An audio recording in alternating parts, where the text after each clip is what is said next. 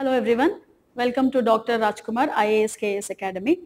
So today we are going to discuss KPSC Mains 2025 question paper. ಇದರಲ್ಲಿ environment and ecology questions ನಾವು discuss ಮಾಡ್ತಾ ಇದ್ವಿ. ಇಲ್ಲಿ ಸುಮಾರು 8 ಕ್ವೆಶನ್ಸ್ ಬಂದಿದೆ ನಮಗೆ ಈ ಸಲ ಎಕ್ಸಾಮ್ ಅಲ್ಲಿ. So we will take one by one and we will analyse and how you can write the answer in a better framework. So let's take up the first question. So first question ಇಲ್ಲಿ bioremediation ಬಗ್ಗೆ ಕೇಳಿದ್ದಾರೆ. Direct ಆಗಿ ಜೈವಿಕ ಪರಿಹಾರ bio remediation ಎಂದರೇನು ಮತ್ತು ಘನತ್ಯಾಜ್ಯವನ್ನು ನಿರ್ವಹಿಸಲು ಅಥವಾ ಕಡಿಮೆ ಮಾಡಲು ಬಯೋ ರೆಮಿಡಿಯೇಷನ್ ಹೇಗೆ ಸಹಾಯ ಮಾಡುತ್ತೆ ಅಂತ. First of all you should be mindful that 150 words, ಈ 150 ವರ್ಡ್ಸ್ ಈಗ ಏನ್ ಕೊಟ್ಟಿದ್ದಾರೆ, ನಾಟ್ ಮೋರ್ ದೆನ್ 150 ವರ್ಡ್ಸ್ ಅಂತ ಕೊಟ್ಟಿದ್ದಾರೆ. So planning is very important. So ಪ್ರತಿಯೊಂದು ಪ್ರಶ್ನೆಯಲ್ಲೂ ಇಲ್ಲಿ ನೀವು ಇಲ್ಲಿ ತನಕ ಮೇನ್ಸ್ ಕ್ವೆಶನ್ಸ್ ಅಲ್ಲಿ ನೋಡಿರ್ತೀರಾ, ಪ್ರಾಕ್ಟೀಸ್ ಮಾಡಿರ್ತೀರಾ. ಸೊ ಅದರಲ್ಲಿ ಏನಿರುತ್ತೆ ಅಂತಂದ್ರೆ ಫಸ್ಟ್ ಸಮಯದ ಮಿತಿ ಅದನ್ನ ನೋಡ್ಕೊಬೇಕು ಮತ್ತು ಪದಗಳ ಮಿತಿನೂ ತುಂಬಾ ಇಂಪಾರ್ಟೆಂಟ್ ಆಗುತ್ತೆ. ಸೊ ಎಷ್ಟೋ ಸಲ ನಮ್ಗೆ ಏನಾಗುತ್ತೆ, ಆನ್ಸರ್ಸ್ ಬರೆಯಕ್ಕೆ ಶುರು ಮಾಡುವಾಗ ಕೆಲವೊಂದು ಅಂಶಗಳು ಜ್ಞಾಪಕ ಇರ್ಬೋದು, ಆದ ನಂತರ ಬರೆಯಕ್ಕೆ ಶುರು ಆದ ನಂತರ ಮರ್ತು ಹೋಗ್ಬಿಡ್ತೀವಿ. So you should be very careful and mindful of that. So ಈ ಪ್ರಶ್ನೆಗೆ ಉತ್ತರ ಹೇಗೆ ಬರಿಬೇಕು ಅಂತಂದ್ರೆ, first of all bioremediation ಅಂದ್ರೆ ಏನು? So we have 2 words here, 2 ಪದಗಳಿದೆ, ಬಯೋ ಅಂಡ್ ರೆಮಿಡಿಯೇಷನ್, ಜೈವಿಕ ಪರಿಹಾರ ಅಂತ ಕರಿತೀವಿ. ಎಲ್ಲೆಲ್ಲಿ ಈ ಪದ ಜೈವಿಕ ಅಥವಾ ಬಯೋ ಅಂತ ಇದೆಯೋ, ನಾವು ಜೀವಿಗಳನ್ನು ಬಳಸಿಕೊಂಡು ಅಥವಾ ಜೀವಿಗಳ ಅಸ್ತಿತ್ವ ಇರುತ್ತಲ್ಲಿ, living organisms are present and we find a solution for nature's ಅಥವಾ ನಾವು ಸೃಷ್ಟಿ ಮಾಡಿದ ಪ್ರಾಬ್ಲಮ್ಸ್ಗೆ ನಾವು ಸೊಲ್ಯೂಷನ್ ಪಡೆದುಕೊಳ್ತೀವಿ ಅಂತ ಹೇಳ್ತೀವಿ. ಸೊ ಇಲ್ಲಿ ಬಯೋ ರೆಮಿಡಿಯೇಷನ್ ಎಂದರೇನು ಅನ್ನೋದಕ್ಕೆ ಡೆಫಿನಿಷನ್ ಕ್ಲಿಯರ್ ಆಗಿ ಕೇಳಿದ್ದಾರೆ, ವ್ಯಾಖ್ಯಾನ ಕೇಳಿದ್ದಾರೆ. ಸೊ ಅದಕ್ಕಾಗಿ ಮೊದಲ ಭಾಗದಲ್ಲಿ ನೀವು ಬರೀಬೇಕಾಗುತ್ತೆ ಬಯೋ ರೆಮಿಡಿಯೇಷನ್ ಅಂದ್ರೆ ಏನು ಅಂತ. ಸೊ ಇದು ಒಂದು ಪ್ರಾಸೆಸ್, ಇದು ಒಂದು ಪ್ರಕ್ರಿಯೆ. ಈ ಪ್ರಕ್ರಿಯೆಯಲ್ಲಿ ಏನಾಗುತ್ತೆ, ಯಾವ ಜೀವಿಗಳನ್ನು ಬಳಸಿಕೊಂಡು, ಬ್ಯಾಕ್ಟೀರಿಯಾ ಅಂಡ್ ಫಂಗೈ, ಬ್ಯಾಕ್ಟೀರಿಯಾ ಮತ್ತು ಶಿಲೀಂಧ್ರಗಳನ್ನು ಬಳಸಿಕೊಂಡು ಪ್ರಕೃತಿಯಲ್ಲಿರುವ ಅಥವಾ ಒಂದು ಪರಿಸರ ವ್ಯವಸ್ಥೆಯಲ್ಲಿ ಇರುವಂತ ವಿಷಕಾರಿ ಅಂಶಗಳನ್ನು ತೆಗೆದು ಹಾಕುವುದು ಅಥವಾ ನಿರ್ವಿಷವನ್ನಾಗಿ ಮಾಡುವುದು ಅಂತ ಹೇಳ್ತೀವಿ ಇಂಗ್ಲಿಷ್ ಅಲ್ಲಿ. ಡಿಟಾಕ್ಸಿಫಿಕೇಶನ್ ಆಫ್ ದ ಪೊಲ್ಯೂಟೆಂಟ್ಸ್, ಅದು ಪೊಲ್ಯೂಟೆಂಟ್ಸ್ ಆಗಿರ್ಬೋದು, ಘನ ತ್ಯಾಜ್ಯ ಅಥವಾ ತ್ಯಾಜ್ಯ ಆಗಿರ್ಬೋದು, ಅದನ್ನು ನಿರ್ಮೂಲನೆ ಮಾಡುವುದು. ಸೊ ನಿರ್ಮೂಲನೆ ಅಂತ ಅಂದಾಗ ಸಂಪೂರ್ಣವಾಗಿ ನಾಶ ಮಾಡಲು ಸಾಧ್ಯ ಇಲ್ಲ, ಯಾಕೆಂದ್ರೆ ನಮ್ಮ ಚಟುವಟಿಕೆಗಳಿಂದ, ಮಾನವರ ಚಟುವಟಿಕೆಗಳಿಂದ, ಪ್ರದೂಷಣ ಅಥವಾ ಮಾಲಿನ್ಯದಿಂದ ಅಲ್ಲಿ ಪ್ರಕೃತಿಯಲ್ಲಿ ಉಂಟಾದ ವಿಷಕಾರಿ ಅಂಶಗಳನ್ನು ತೆಗೆದುಹಾಕಲು ತುಂಬಾ ಸಮಯ ಹಿಡಿಯುತ್ತೆ. It takes very long time to completely remove it. ಆದರೆ ನಾವು ಅದನ್ನ ನ್ಯೂಟ್ರಲೈಸ್ ಮಾಡ್ಬೋದು ಅಂತ ಹೇಳ್ತೀವಿ. ನ್ಯೂಟ್ರಲೈಸ್ ಇನ್ ದ ಸೆನ್ಸ್ ಅದನ್ನು ತಟಸ್ಥ ಮಾಡಿ ಅದನ್ನು ಒಂದು ಆರೋಗ್ಯಕರ ಒಂದು ಪರಿಸರ ವ್ಯವಸ್ಥೆಯನ್ನಾಗಿ ಮಾಡುವ ಸಾಧ್ಯತೆ ಇರುತ್ತೆ. But it depends on the pollutants. So ಇಲ್ಲಿ ಬಯೋ ರೆಮಿಡಿಯೇಷನ್ ಡೆಫಿನಿಷನ್ ಏನು? Bioremediation is the process of detoxification of the environment. ನಿರ್ವಿಷ ಮಾಡುವುದು, ಪೊಲ್ಯೂಟೆಂಟ್ಸ್ ಅಥವಾ ತ್ಯಾಜ್ಯವನ್ನು ನಿರ್ವಿಷ ಮಾಡುವುದು ಅಂತ ಬರಿಬಹುದು. ಎಕ್ಸ್ಟೆಂಡ್ ಮಾಡ್ಬೇಕು, ಯಾಕಂದ್ರೆ ಇಂಟ್ರೊಡಕ್ಷನ್ ಸ್ವಲ್ಪ ಜಾಸ್ತಿ ಇರಬೇಕಾಗಿರೋದ್ರಿಂದ ನೀವೇನ್ ಬರಿಬಹುದು, ಬ್ಯಾಕ್ಟೀರಿಯಾ ಮತ್ತು ಶಿಲೀಂಧ್ರಗಳನ್ನು ಬಳಸಿಕೊಂಡು ಒಂದು ಪರಿಸರ ಸ್ನೇಹಿ ವಿಧಾನದ ಮೂಲಕ ಮಾಡಬಹುದು ಅಂತ ಬರ್ಬೋದು. It is an eco friendly method and also a low cost method. Budget friendly ಯಾಕೆ ಅಂತ ಅಂದ್ರೆ, so we are not spending anything extra ಅಲ್ವಾ. So eco friendly or budget friendly ಅಂತ ಹೇಳ್ಬೋದು. ಅದು ಒಂದು point, very important point you have to mention. Then ಯಾವ್ದನ್ನ ಉಪಯೋಗಿಸ್ಕೊಂಡು ಅಂತಂದ್ರೆ, bacteria and fungi. These are the points to be mention in the answer. First part ಅಲ್ಲಿ, introduction part ಅಲ್ಲಿ ಇದನ್ನ ಮೆನ್ಷನ್ ಮಾಡ್ತೀವಿ ನಾವು. ನಂತರ ಈಗ ಪ್ರಶ್ನೆಯ ಭಾಗದಲ್ಲಿ ಏನಿದೆ ಅಂತಂದ್ರೆ, ಡೈರೆಕ್ಟ್ ಆಗಿ ಸೆಕೆಂಡ್ ಕ್ಯಾಟಗರಿ, ಸೆಕೆಂಡ್ ಭಾಗ ಏನಿದೆ ಅಂತಂದ್ರೆ, ಘನತ್ಯಾಜ್ಯವನ್ನು ಕಡಿಮೆ ಮಾಡಲು ಏನಂತಂದ್ರೆ solid waste, to reduce solid waste. ಈ ಒಂದು ಟೆಕ್ನಿಕ್ಸ್ ಯಾವ ರೀತಿ ಉಪಯೋಗಿಸಬಹುದು ಅಂತ. ಹೇಗಿದ್ರು ಡೈರೆಕ್ಟ್ ಆಗಿ ಹೋಗುವ ಬದಲು ಒಂದು ಬ್ರೀಫ್ ಇಂಟ್ರೊಡಕ್ಷನ್ ಕೊಡ್ಬೋದು. ಬಾಡಿ ಆಫ್ ದ ಆನ್ಸರ್ ಅಲ್ಲಿ ಏನ್ ಕೊಡ್ಬೋದು, there are 2 types of bioremediation, in situ and ex situ ಅಂತ ನಾವು ಹೇಳ್ತೀವಿ. ಸೊ ಅದರಲ್ಲಿ ವಿ ಹ್ಯಾವ್ ಮೆಥಡ್ಸ್, ಅದನ್ನ ನೀವು ಬಾಡಿಯಲ್ಲಿ ಬರಿಬಹುದು, ಇನ್ ಸಿಟು ಅಂಡ್ ಎಕ್ಸ್ ಸಿಟು, ಸ್ವಸ್ಥಾನ ಮತ್ತು ಪರಸ್ಥಾನ. ಇದು 2 ವಿಧಾನಗಳನ್ನು ಉಪಯೋಗಿಸಿಕೊಂಡು ಬಯೋ ರೆಮಿಡಿಯೇಷನ್ ಅಥವಾ ಜೈವಿಕ ಪರಿಹಾರ ಸಾಧ್ಯ ಇದೆ.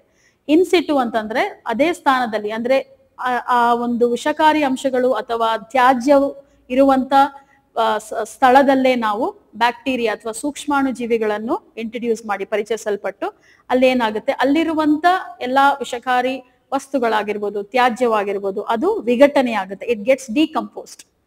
ಸೊ ಕೆಲವೊಂದು ಬಾರಿ ಈಗ ವಿಜ್ಞಾನಿಗಳು ಕಂಡುಹಿಡಿದಿದ್ದಾರೆ, ಕೆಲವೊಂದು ಬ್ಯಾಕ್ಟೀರಿಯಾವು ಕೆಲವೊಂದು ವಿಷಕಾರಿ ಅಂಶಗಳನ್ನು ವಿಘಟನೆ ಮಾಡುತ್ತೆ. ಈಗ ತೈಲ ಸೋರಿಕೆ ಇದ್ದಾಗ, ಸಮುದ್ರದಲ್ಲಿ ತೈಲ ಸೋರಿಕೆ ಇದ್ದಾಗ, we have something called as oleophilic bacteria ಅಂತ. ಆಲಿಯೋಫಿಲಿಕ್ ಅಂದ್ರೆ ಆಯಿಲ್ ಲವ್ವಿಂಗ್ ಬ್ಯಾಕ್ಟೀರಿಯಾ. ಸೊ ಅದೇನ್ ಮಾಡುತ್ತೆ, ಹೆಚ್ಚಾದ ತೈಲ ಸೋರಿಕೆಯನ್ನು ಅದು ಹೀರಿಕೊಳ್ಳುತ್ತೆ. ಆಗ ಮರೀನ್ ಎನ್ವೈರನ್ಮೆಂಟ್, ಸಮುದ್ರದ ಪರಿಸರ ವ್ಯವಸ್ಥೆ ಶುಚಿಯಾಗಿ ಇಟ್ಕೊಳ್ಳಲು ಸಹಾಯ ಆಗುತ್ತೆ ಅಂತ. ಈ ರೀತಿಯಾಗಿ ಕೆಲವೊಂದು ಎಕ್ಸಾಂಪಲ್ ಬರಿಬಹುದು. ಆದ್ರೆ ಸ್ಟಾರ್ಟಿಂಗ್ ಬಾಡಿ ಪಾರ್ಟ್ ಅಲ್ಲಿ you can write there are 2 types of bioremediation methods, that is in situ and ex situ, for the sake of mentioning.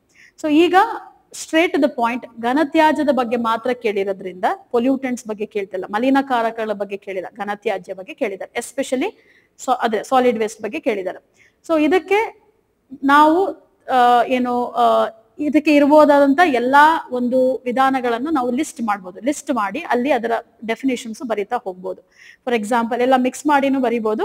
There is no trouble because direct question is there. So vermicompost ಅಂತ ಹೇಳ್ಬೋದು. Vermicompost ನೀವು ಎರೆಹುಳು ಗೊಬ್ಬರ ಅಂತ ಕೇಳಿರ್ತೀರ. So solid waste management ಅಲ್ಲಿ ನಾವು ಈಗಾಗಲೇ ಏನ್ ಮಾಡ್ತೀವಿ, ಸಾಲಿಡ್ ವೇಸ್ಟ್ ಮ್ಯಾನೇಜ್ಮೆಂಟ್ ರೂಲ್ಸ್, ಘನತ್ಯಾಜ್ಯ ನಿರ್ವಹಣಾ ನಿಯಮದ ಪ್ರಕಾರ ರೂಲ್ಸ್ 2016, ಇದರ ಅಡಿಯಲ್ಲಿ ಕೆಲವೊಂದು ನಿಯಮಗಳು ನಾವು ಈಗಾಗಲೇ ಪಾಲಿಸ್ತಾ ಇದ್ದೀವಿ. ಆ ನಿಯಮಗಳು ಏನು ಅಂತ ಅಂದ್ರೆ, ಹಸಿ ಕಸ ಒಣ ಕಸ ಅಂತ ನಾವೇನು ಡಿಫರೆನ್ಸ್ ಅಥವಾ ನಾವು ಬೇರ್ಪಡಿಸ್ತಾ ಇದೀವಿ ಅಲ್ವಾ, ಹಸಿ ತ್ಯಾಜ್ಯ ಒಣ ತ್ಯಾಜ್ಯ ಅನ್ನುವಂಥದ್ದನ್ನು ನಾವೇನು ಬೇರ್ಪಡಿಸಿ ಕೊಡ್ತಾ ಇದೀವಿ ಮುನ್ಸಿಪಲ್ ವರ್ಕರ್ಸ್ಗೆ, ಅದು ಆಲ್ರೆಡಿ ನಾವು ಮಾಡ್ತಾ ಇದೀವಿ. ಆದ್ರೆ ಇದರಲ್ಲೂ ಸಹ ಒಂದು ವಿಧಾನ ಇದೆ. ಏನು ಅಂತಂದ್ರೆ, ಹಸಿ ಕಸವನ್ನು, ನಮ್ಮ ಆಹಾರದ ತ್ಯಾಜ್ಯವನ್ನು ನಾವು ವರ್ಮಿ ಕಂಪೋಸ್ಟ್, ಎರೆಹುಳು ಗೊಬ್ಬರ ಅದನ್ನು ಉಪಯೋಗಿಸಿ ಮಾಡ್ಬೋದು. That can be the first point in the body.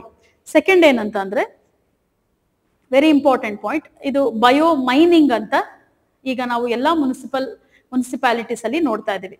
Bio mining ಅಥವಾ ಜೈವಿಕ ಗಣಿಗಾರಿಕೆ. ಜೈವಿಕ ಗಣಿಗಾರಿಕೆ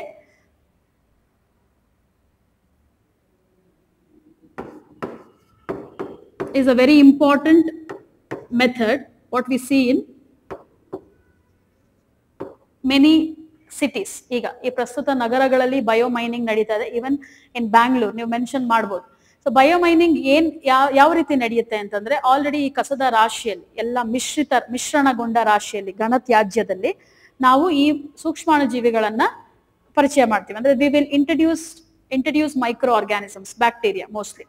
ಸೊ ಇದೇನ್ ಮಾಡುತ್ತೆ, ಉಳಿದಿರುವಂತ ಎಲ್ಲದ ಕಸವನ್ನು ವಿಘಟನೆ ಮಾಡಿ ಉಳಿದಂತ ತ್ಯಾಜ್ಯವನ್ನು ಅದನ್ನು ಪರಿಷ್ಕರಿಸಿ, that will be filtered and then it will be it undergoes various processes. ಅದಾದ ನಂತರ ಇಲ್ಲಿ ಈ ಕಸದಲ್ಲಿ ಇರುವಂತ, ತ್ಯಾಜ್ಯದಲ್ಲಿ ಇರುವಂತ ಲೋಹಗಳನ್ನು ಅಥವಾ ಪ್ರೆಷಿಯಸ್ ಮೆಟಲ್ಸ್ ಅಂತ ನಾವೇನ್ ಕರಿತೀವಿ, it can B gold, silver, nickel, cobalt, platinum, ಇದೆಲ್ಲವೂ ಇರುತ್ತೆ ಕಸದಲ್ಲಿ. ಈಗ ನಾವು ಹೇಳ್ತೀವಿ ಒಂದು ಮಾತು, ಕಸ ಇವಾಗ ಚಿನ್ನ ಆಗಿದೆ, ತ್ಯಾಜ್ಯವನ್ನು ದ ವೇಸ್ಟ್ ಈಸ್ ಗೋಲ್ಡ್ ಅಂತ ನಾವು ಹೇಳ್ತೀವಿ. ಯಾಕೆಂತಂದ್ರೆ ಎಷ್ಟೋ ವಿದ್ಯುತ್ ಉಪಕರಣಗಳ ಒಂದು ತ್ಯಾಜ್ಯ ಈ ಒಂದು ಘನ ತ್ಯಾಜ್ಯದಲ್ಲಿ ಸೇರಿಕೊಂಡು ಅಲ್ಲೇನಾಗ್ತಾ ಇದೆ, ಈ ಒಂದು ಮೆಟಲ್ಸ್ ಏನಾಗಿದೆ ಅದೆಲ್ಲ ಮಿಕ್ಸಪ್ ಆಗಿದೆ. ಸೊ ಈಗ ಅದು ಮಣ್ಣಿನೊಳಗಾಗ್ಲಿ ನೀರಿನೊಳಗಾಗ್ಲಿ ಹೋದ್ರೆ ಏನಾಗುತ್ತೆ, ತೊಂದರೆ ಆಗುತ್ತೆ.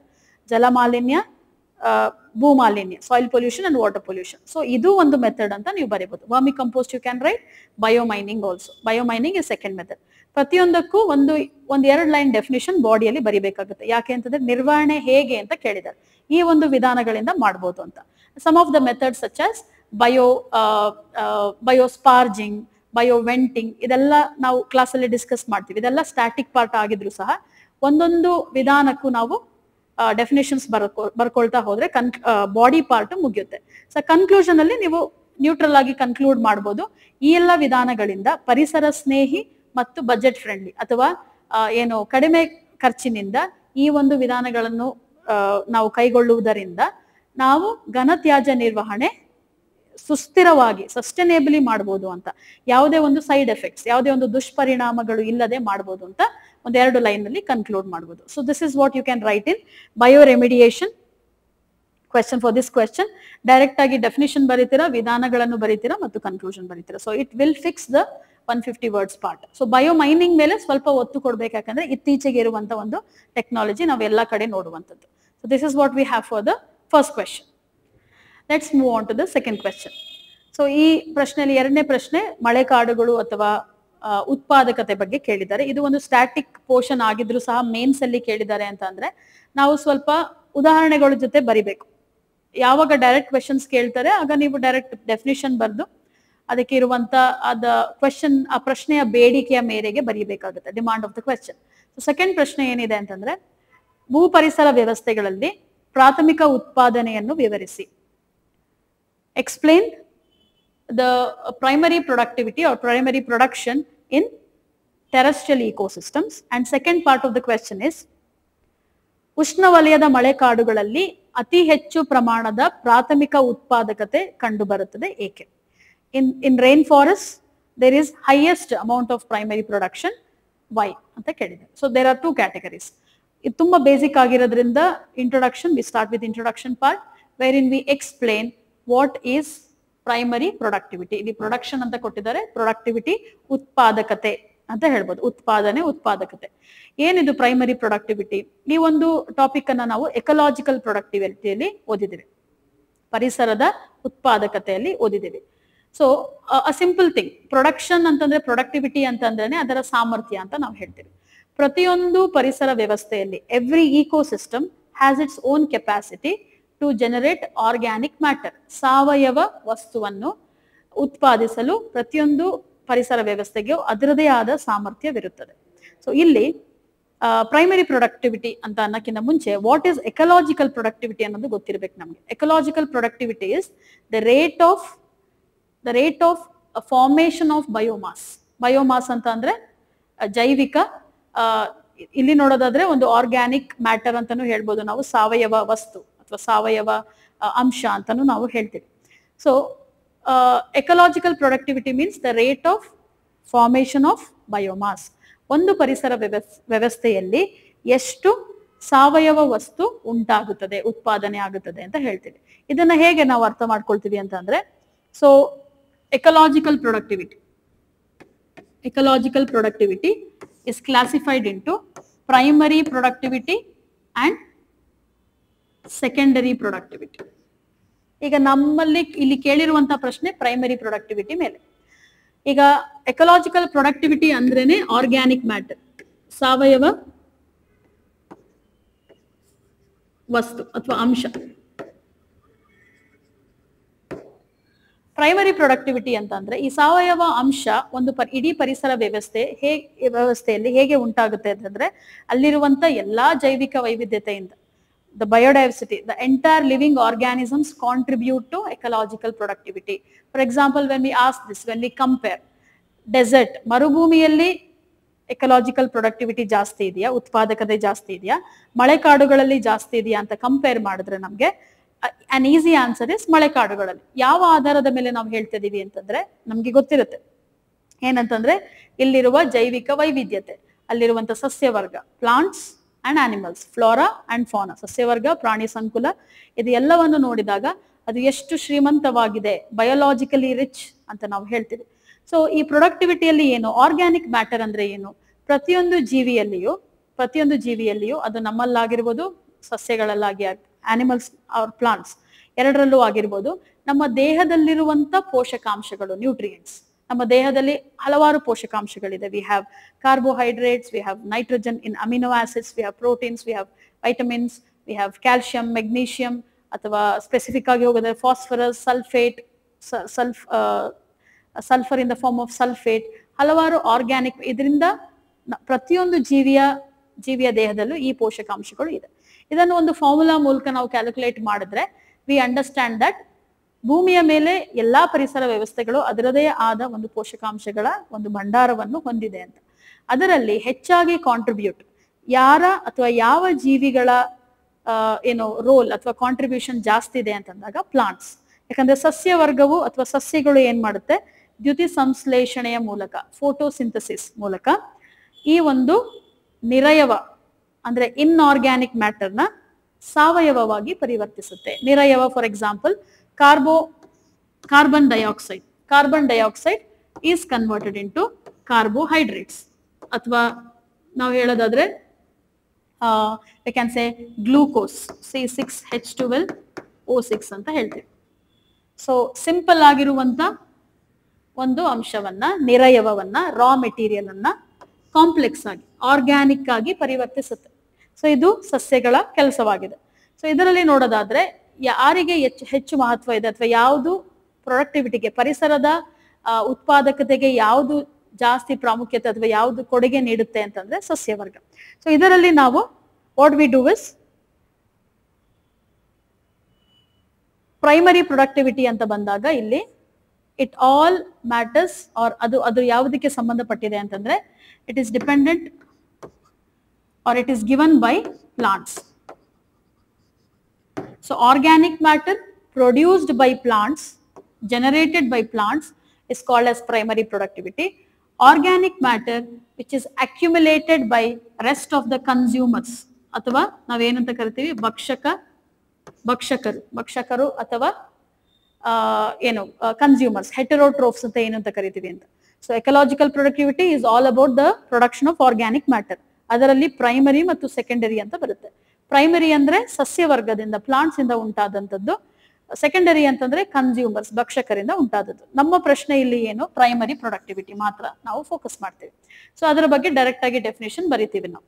Primary productivity is the rate of formation of organic matter by autotrophs ಅಂತ ಬರಿಬಹುದು. ಸ್ವಲ್ಪ ಟೆಕ್ನಿಕಲ್ ಆಗಿ ಬರಿಬೇಕು ಅಂತಂದ್ರೆ ಆಟೋಟ್ರೋಫ್ಸ್ ಏನು, ಸ್ವಯಂ ಪೋಷಕರು, ಯಾರು, ಪ್ಲಾಂಟ್ಸ್.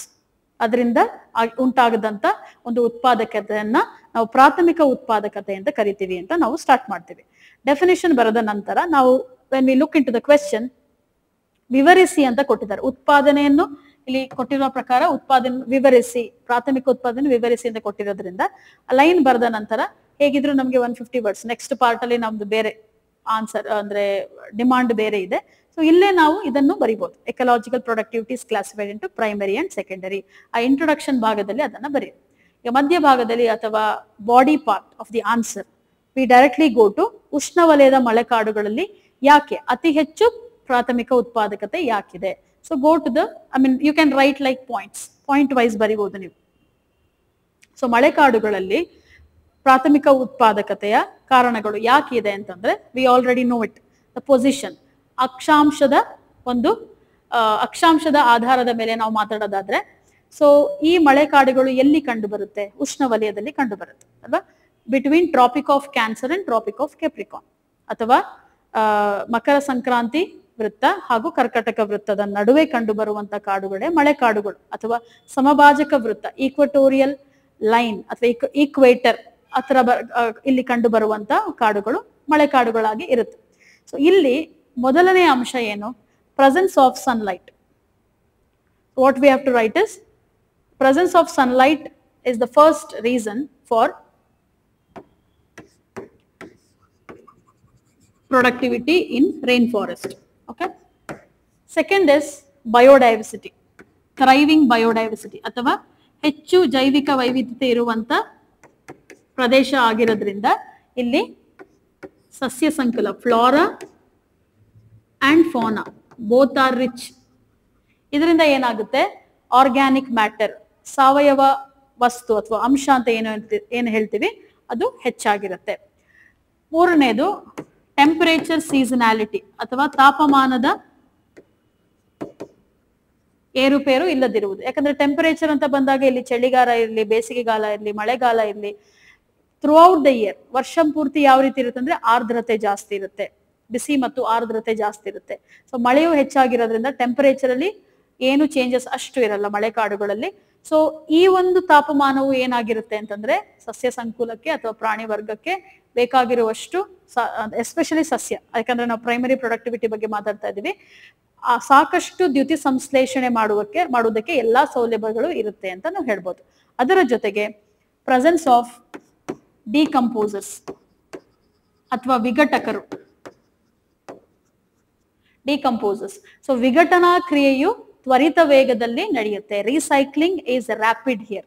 ಯಾಕಂತಂದ್ರೆ ಇಲ್ಲಿ ಸತ್ತಿರುವಂತ ಪ್ರಾಣಿಗಳಾಗಿರ್ಬೋದು, ಉದುರಿರುವಂತ ಎಲೆಗಳಾಗಿರ್ಬೋದು, ಈ ವಿಘಟನೆ ತುಂಬಾ ತ್ವರಿತ ರೀತಿಯಲ್ಲಿ ನಡೆಯುವುದರಿಂದ ಇಲ್ಲಿಗಿರುವಂತ ಸಾವಯವದ ಮೊತ್ತ ಇನ್ನೂ ಜಾಸ್ತಿ ಆಗಿರುತ್ತೆ. ಸೊ ಇದು ಇನ್ನೊಂದು ರೀಸನ್. ಸೊ ಅದರ ಜೊತೆಗೆ ರೈನ್ಫಾಲ್ ಅಂತಾನು ಬರೀಬಹುದು ನಾವು, ರೈನ್ಫಾಲ್ ಪ್ಯಾಟರ್ನ್, ಹೆವಿ ರೈನ್ಫಾಲ್.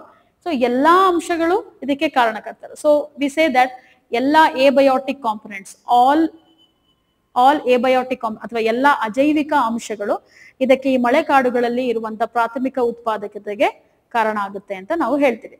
ಈಗ ಸ್ವಲ್ಪ ಎಕ್ಸಾಂಪಲ್ಸ್ ಕೊಟ್ಟು ಬರೆಯೋದಾದ್ರೆ, ಯು ಕ್ಯಾನ್ ರೈಟ್ ಮಳೆಕಾಡುಗಳಲ್ಲಿ ಎಲ್ಲೆಲ್ಲಿ ಕಂಡು ಬರುತ್ತೆ ಭಾರತದಲ್ಲಿ. ಇದು ದಕ್ಷಿಣ ವೆಸ್ಟರ್ನ್ ಘಾಟ್ಸ್, ಪಶ್ಚಿಮ ಘಟ್ಟಗಳಲ್ಲಿ, ಈಶಾನ್ಯ ರಾಜ್ಯಗಳಲ್ಲಿ, ನಾರ್ತ್ ಈಸ್ಟ್ ಅಂಡ್ ಅಂಡಮಾನ್ ಬಗ್ಗೆ ಬರೋದು. ಅದ್ರ ಬಗ್ಗೆ ಉತ್ಪಾದಕತೆ ಬೇರೆ ಒಂದು ಪರಿಸರ ವ್ಯವಸ್ಥೆಗೆ ನಾವು ಕಂಪೇರ್ ಮಾಡಿದ್ರೆ ಇಲ್ಲಿ ಹೆಚ್ಚಾಗಿ ಉತ್ಪಾದಕತೆ ಇದೆ.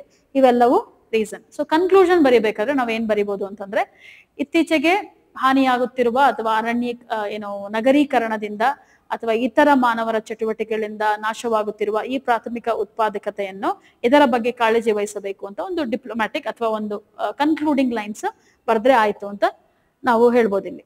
So highest rate of primary production ಅಷ್ಟೇ ಕೇಳಿರೋದ್ರಿಂದ ವೈ ಅಂತ ಕೇಳಿರೋದಕ್ಕೆ ನಾವು ಉತ್ತರ ಅಥವಾ ಸ್ಟೇಟ್ಮೆಂಟ್ಸ್ ಅಲ್ಲಿ ಬರೆದಿರ್ತೀವಿ. ಸ್ವಲ್ಪ ಎಲಾಬರೇಟ್ ಮಾಡಿ, ಪ್ರತಿಯೊಂದು ಪಾಯಿಂಟ್ಸ್ ಎಲಾಬರೇಟ್ ಮಾಡಿ ಬರಬೇಕು. ನಂತರ ಕನ್ಕ್ಲೂಷನ್ ಕೊಟ್ರೆ ಆಯ್ತು. So this is what we get within 150 words when it comes to second question. Let's move on to the third question. So ಮೂರನೇ ಪ್ರಶ್ನೆ, ಇತ್ತೀಚಿನ ವರ್ಷಗಳಲ್ಲಿ ಸೂಕ್ಷ್ಮ ಪ್ಲಾಸ್ಟಿಕ್ಗಳು ಮಾನವನ ದೇಹವನ್ನು ಹೊಕ್ಕಿವೆ. ಇದಕ್ಕೆ ಕಾರಣಗಳು, ಪರಿಣಾಮಗಳು ಮತ್ತು ಈ ಸಮಸ್ಯೆಯನ್ನು ಬಗೆಹರಿಸಲು ಇರುವ ಮುಂದಿನ ಹಾದಿಯನ್ನು ಪರೀಕ್ಷಿಸಿ ಅಂತ ಕೊಟ್ಟಿದ್ದಾರೆ. So what are microplastics and what are the causes, challenges and how to address this issue ಅಂತ. First of all, as per the introduction part, what you have to write is what are microplastics. ಸೂಕ್ಷ್ಮ ಪ್ಲಾಸ್ಟಿಕ್ಗಳು ಅಂದ್ರೆ ಏನು ಅಂತ. So ಅದನ್ನ technical definition, ತಾಂತ್ರಿಕವಾಗಿ ಅದನ್ನ ವ್ಯಾಖ್ಯಾನಿಸೋದಾದ್ರೆ, ಸೂಕ್ಷ್ಮ ಪ್ಲಾಸ್ಟಿಕ್ಗಳು 5 mm ಕಿಂತ, ಮಿಲಿಮೀಟರ್ಗಿಂತ ಕಡಿಮೆ ಇರುವ, ಗಾತ್ರದಲ್ಲಿ ಕಡಿಮೆ ಇರುವಂತ ಪ್ಲಾಸ್ಟಿಕ್ಗಳನ್ನು ನಾವು ಮೈಕ್ರೋಪ್ಲಾಸ್ಟಿಕ್ಸ್ ಅಂತ ಕರಿತೀವಿ. The plastics which are less than 5 mm ಇದನ್ನು ನಾವು ಏನಂತ ಕರಿತೀವಿ, ಮೈಕ್ರೋಪ್ಲಾಸ್ಟಿಕ್ಸ್ ಅಂತ ಕರಿತೀವಿ. So microplastics are part of the rest of the plastics, a part of one of the types of plastic which can cause or wreak a havoc in human health or in human body ಅಂತಾನು ಹೇಳ್ಬೋದು. So ಇದು ಅವರೇ question ಅಲ್ಲಿ already ಕೊಟ್ಟಿರೋದ್ರಿಂದ ಮಾನವನ ದೇಹವನ್ನು ಹೊಕ್ಕಿವೆ. ಯಾವ ರೀತಿಯ ಹೊಕ್ಕಿ ಅದನ್ನ ನೀವು ಸ್ವಲ್ಪ ಎಲಾಬರೇಟ್ ಮಾಡಬೇಕು. ಡೆಫಿನಿಷನ್ ಮಾಡಿದ ನಂತರ ಇಂಟ್ರೊಡಕ್ಷನ್ ಪಾರ್ಟ್ ಅಲ್ಲಿ ನೀವು ಬರಿಬಹುದು. ಇದು ನಾವು ಸೇವಿಸುವ ಆಹಾರ, ಫ್ರಮ್ ದ ಪ್ಯಾಕೇಜ್ಡ್ ಫುಡ್ಸ್ ಅಲ್ವಾ, ಮತ್ತು ನಾವು ಕುಡಿಯುವ ನೀರಿನಿಂದ, ಅಥವಾ ನಾವು ಆಹಾರವನ್ನು ಶೇಖರಣೆ ಮಾಡುವ ಕೆಲವೊಂದು ಕಂಟೈನರ್ಗಳಿಂದ, ಅಥವಾ ನಾವು ಏನೆಲ್ಲ ಪ್ಲಾಸ್ಟಿಕ್ ಪದಾರ್ಥಗಳನ್ನು ಉಪಯೋಗಿಸ್ತೀವಿ, ಇದರ ಎಲ್ಲ ಗಾಳಿಯಿಂದ, ನೀರಿನಿಂದ, ಆಹಾರದಿಂದ, ಎಲ್ಲದರಿಂದ ನಮ್ಮ ಜೀವನದಲ್ಲಿ ಅಥವಾ ನಮ್ಮ ಮಾನವರ ದೇಹವನ್ನು ಹೊಕ್ಕಿವೆ. ಸೊ ಇದರಿಂದ ಆಗುವಂತ ಪರಿಣಾಮಗಳನ್ನು ನೆಕ್ಸ್ಟ್ ಭಾಗದಲ್ಲಿ ನಾವು ಇದೆರಡು ಲೈನ್, ಒಂದು ಡೆಫಿನಿಷನ್ ಮತ್ತು ಹೇಗೆ ಇದು ನಮ್ಮ ಮೇಲೆ, ನಮ್ಮ ಜೀವನದಲ್ಲಿ ಅಥವಾ ನಮ್ಮ ದೇಹವನ್ನು ಹೊಕ್ಕಿವೆ ಅಂತ ಅನ್ನುವಂಥದ್ದನ್ನು ಬರಿಬಹುದು. ಈ ಒಂದು ಮಾಧ್ಯಮದಿಂದ ಗಾಳಿ, ನೀರು, ಆಹಾರ ಮತ್ತು ಪ್ರತ್ಯಕ್ಷವಾಗಿ ಪರೋಕ್ಷವಾಗಿ ನಾವು ಇದಕ್ಕೆ ತುತ್ತಾಗಿದ್ದೀವಿ ಅಂತ ಬರಿಬಹುದು. ನೆಕ್ಸ್ಟ್, ಇದಕ್ಕೆ ಕಾರಣಗಳು ಏನು, ಕಾರಣಗಳು ಒಂದು ಭಾಗ, ಪರಿಣಾಮಗಳು ಮತ್ತು ಇದಕ್ಕೆ ಇರುವಂತ solution. What are the causes, consequences and the solution. Causes ಅಂತ ಬರೆಯೋದಾದ್ರೆ, ಹೇಗೆ ಇದಕ್ಕೆ ಈ ಮೈಕ್ರೋಪ್ಲಾಸ್ಟಿಕ್ಸ್ ಗಳು ಹೇಗೆ ನಮ್ಮ ಮನುಷ್ಯರ ಆರೋಗ್ಯವನ್ನು ಹೇಗೆ ಅದು ದುರ್ಬಲಗೊಳಿಸ್ತದೆ ಅಂತ ಹೇಳೋದಾದ್ರೆ, we can write like points ಅಲ್ಲಿ ಬರಿಬಹುದು ನೀವು. ಸೊ ದ ಕಾರಣಗಳು ಏನು, ನಮ್ಮಲ್ಲಿ ಇರುವಂತ ಕಡಿಮೆ ಜಾಗೃತಿ, lac of awareness about the microplastics ಇಂದ ಸ್ಟಾರ್ಟ್ ಮಾಡ್ಬೋದು ನೀವು. So most of the people do not know what are microplastics. Lac of awareness ಅಂತ ಅಂದ್ರೆ, ಎಷ್ಟೋ ನಾವು ದಿನನಿತ್ಯ ಬಳಕೆ ಮಾಡುವ ಪದಾರ್ಥಗಳಲ್ಲಿ ಈ ಮೈಕ್ರೋಪ್ಲಾಸ್ಟಿಕ್ಸ್ ಇದೆ. ಅದು ನಮ್ಮ ಕಾಸ್ಮೆಟಿಕ್ಸ್ ಆಗಿರ್ಬೋದು, ಓಕೆ. ಸೊ ಅಥವಾ ನಾವು ಯೂಸ್ ಮಾಡುವಂತ ಫ್ಯಾಬ್ರಿಕ್ ಆಗಿರ್ಬೋದು, ಅಂದ್ರೆ ಟವಲ್ಸ್ ಯೂಸ್ ಮಾಡ್ತೀವಿ ನಾವು, ಬೆಡ್ ಸ್ಪ್ರೆಡ್ಸ್ ಯೂಸ್ ಮಾಡ್ತೀವಿ, ಕರ್ಟನ್ಸ್ ಯೂಸ್ ಮಾಡ್ತೀವಿ, ಎಲ್ಲದರಲ್ಲೂ ಈ ಮೈಕ್ರೋಪ್ಲಾಸ್ಟಿಕ್ಸ್ ಇದೆ. ಎಸ್ಪೆಷಲಿ ನಮ್ಮ ಟೂತ್ ಪೇಸ್ಟ್ಗಳಲ್ಲಿ, ಫೇಸ್ ವಾಶ್ಗಳಲ್ಲಿ, ಎಲ್ಲದರಲ್ಲೂ ಮೈಕ್ರೋಪ್ಲಾಸ್ಟಿಕ್ಸ್ ಇದೆ. ಅರಿವಿಲ್ಲದೆ ನಾವು ಉಪಯೋಗಿಸ್ತಿರೋದ್ರಿಂದ ನಮ್ಮ ದೇಹದೊಳಗೆ ಹೋಗುವುದು ಅದು ಖಚಿತ ಅಂತ ಹೇಳ್ಬೋದು ನಾವು. So you can write lack of awareness. ಮತ್ತು ಮತ್ತೊಂದು ಕಾರಣ ಏನು ಅಂತ ಅಂದ್ರೆ, ರೀಸೈಕ್ಲಿಂಗ್, ಮರುಬಳಕೆ ಮಾಡದಿರುವ ಕಾರಣ. ಮರುಬಳಕೆ ಮಾಡಲ್ಲ. ನಾವು ಅತಿ ಹೆಚ್ಚಾಗಿ ಪ್ಲಾಸ್ಟಿಕ್ ನ ಬಳಕೆ ಮಾಡುವುದರಿಂದ ಏನಾಗ್ತದೆ, ಈ ಮೈಕ್ರೋ ಪ್ಲಾಸ್ಟಿಕ್ ಅನ್ನುವಂಥದ್ದು ಒಂದು ಯಾವ ರೀತಿಯ ಪ್ಲಾಸ್ಟಿಕ್ ಅಂತ ಅಂದ್ರೆ, ಇದು ಪುಡಿ ಪುಡಿಯಾಗಿ ಅಥವಾ ಉದುರಿರುವಂತ ಅಥವಾ ಆಲ್ರೆಡಿ ಒಂದು ದೊಡ್ಡ ಒಂದು ಪ್ಲಾಸ್ಟಿಕ್ ಪ್ರಾಡಕ್ಟ್ ಏನಿರುತ್ತೆ ಅದು ಡಿಗ್ರೇಡ್ ಆದಾಗ, ಡಿಸ್ಇಂಟಿಗ್ರೇಟೆಡ್ ಒಡೆದು ಹೋದಾಗ, ಪುಡಿ ಪುಡಿ ಆದಾಗ ಏನಾಗುತ್ತೆ, ಅದರಿಂದ ಬರುವಂತ ಕಣಗಳಿಂದ ಮೈಕ್ರೋ ಪ್ಲಾಸ್ಟಿಕ್ ಉಂಟಾಗುತ್ತೆ. ಸೊ ಇದನ್ನ ನಾವು ಎಷ್ಟು ನಾವು ಕಡಿಮೆ, ನಮ್ಮ ಪ್ಲಾಸ್ಟಿಕ್ ಬಳಕೆ ಎಷ್ಟು ಕಡಿಮೆ ಮಾಡ್ತೀವಿ ಅಷ್ಟು ಮೈಕ್ರೋ ಪ್ಲಾಸ್ಟಿಕ್ಗಳ ಒಂದು ಒತ್ತಡ ಏನಿದೆ ಅದರ ಒಂದು ಉತ್ಪಾದನೆ ಕಮ್ಮಿ ಆಗುತ್ತೆ ಅಂತ ನಾವು ಹೇಳ್ಬೋದು. ಒಂದು ಮತ್ತು ಪರಿಣಾಮಗಳು ಅಂತ ಹೇಳಿದಾಗ ಕಾರಣಗಳು ಇದೆರಡು main: lac of awareness and lack of not recycling the plastic products. ಇದೆರಡು ಮೇನ್ ಕಾರಣಗಳು ಮೈಕ್ರೋ ಪ್ಲಾಸ್ಟಿಕ್ಸ್ ಇನ್ನು ನಮ್ಮ ಜೀವನದಲ್ಲಿ ಇರುವಂತದ್ದು. ಮತ್ತು ಪರಿಣಾಮಗಳು, ಇದರಿಂದ ಆಗುವಂತ ಪರಿಣಾಮಗಳೇನು? ಹಾರ್ಮೋನಲ್ ಇಂಬ್ಯಾಲೆನ್ಸ್, ಹಾರ್ಮೋನ್ಸ್ ಅಲ್ಲಿ ಅಸಮತೋಲನ ಆಗಿರ್ಬೋದು, ಅಥವಾ ನಮ್ಮ ನರಮಂಡಲದಲ್ಲಿ ಅಥವಾ ನರ್ವಸ್ ಸಿಸ್ಟಮ್ಗೆ ಎಫೆಕ್ಟ್ ಆಗುತ್ತೆ. Plus it can B carcinogenic, it can B cancer causing agents ಆಗಿರ್ಬೋದು. ಯಾಕೆಂದ್ರೆ ನಾವು ತಿನ್ನುವಂತ ಆಹಾರದಲ್ಲಾಗಿರ್ಬೋದು, ನೀರಲ್ಲಾಗಿರ್ಬೋದು, ಅಥವಾ ನಾವು ಉಪಯೋಗಿಸುವ ಪದಾರ್ಥಗಳಲ್ಲಾಗಿರ್ಬೋದು, ಇದು ಎಲ್ಲದರಲ್ಲೂ ಸೇರಿಕೊಂಡಿದೆ. ಸೊ ತಕ್ಷಣ ಆಗದಿದ್ದರು, ಅದೇ ಸಮಯದಲ್ಲಿ ಯಾವ ಪ್ರಭಾವ ಬೀರದಿದ್ದರು, ಲಾಂಗ್ ಟರ್ಮ್ ಎಫೆಕ್ಟ್, ದೀರ್ಘಾವಧಿಯಲ್ಲಿ ನಮ್ಮ ಆರೋಗ್ಯದ ಮೇಲೆ ಪರಿಣಾಮ ಬೀರುತ್ತೆ. ಸೊ ಇದು ಆರೋಗ್ಯದಲ್ಲೇ ಪರಿಣಾಮಗಳು ಅಂತ ನಾವು ಒಂದು ಹೇಳ್ಬೋದು. ಅದರ ಜೊತೆಗೆ ನಮ್ಮ ಮೇಲೆ ಮಾತ್ರವಲ್ಲದೆ, ಮನುಷ್ಯರ ಮೇಲೆ ಮಾತ್ರವಲ್ಲದೆ, ಹಲವಾರು ಪರಿಸರ ವ್ಯವಸ್ಥೆಗಳಲ್ಲಿ different ecosystems, it can B marine ecosystem, ಸಮುದ್ರದಲ್ಲಿ. ಈಗ ವಿಪರ್ಯಾಸ ಏನಂತ ಅಂದ್ರೆ, ನಾವು ಪ್ಲಾಸ್ಟಿಕ್ ಬಳಕೆ ಮಾಡ್ತೀವಿ, ಅದು ಏನು ಡಿಸ್ಇಂಟಿಗ್ರೇಟ್ ಆಗಿ ಪುಡಿ ಪುಡಿ ಆಗಿ ಅದು ಇನ್ನೆಲ್ಲೋ ನದಿಯಲ್ಲಿ ಸೇರಿ, ಸಮುದ್ರದಲ್ಲಿ ಸೇರಿ, ಅದನ್ನು ಮೀನುಗಳು ತಿಂದು ಪುನಃ ನಮ್ಮ ಪ್ಲೇಟಿಗೆ ಬರುವಂತದ್ದು. ಇದೇ ಒಂದು ವಿಪರ್ಯಾಸ. So we eat that through the food chain also it is possible, right? So ನಾವು ನಮ್ಮ ಆರೋಗ್ಯವನ್ನು ಹಾಳು ಮಾಡ್ಕೊಳ್ಳೋದಲ್ಲದೆ ಏನಾಗ್ತದೆ, ಇಲ್ಲಿ ನಮ್ಮ ಸುತ್ತಮುತ್ತಲಿನ ಪರಿಸರ ವ್ಯವಸ್ಥೆಗಳನ್ನು ಈ ಮಲಿನಕಾರಗಳಿಂದ ತುಂಬಿಸ್ತಾ ಇದ್ದೀವಿ.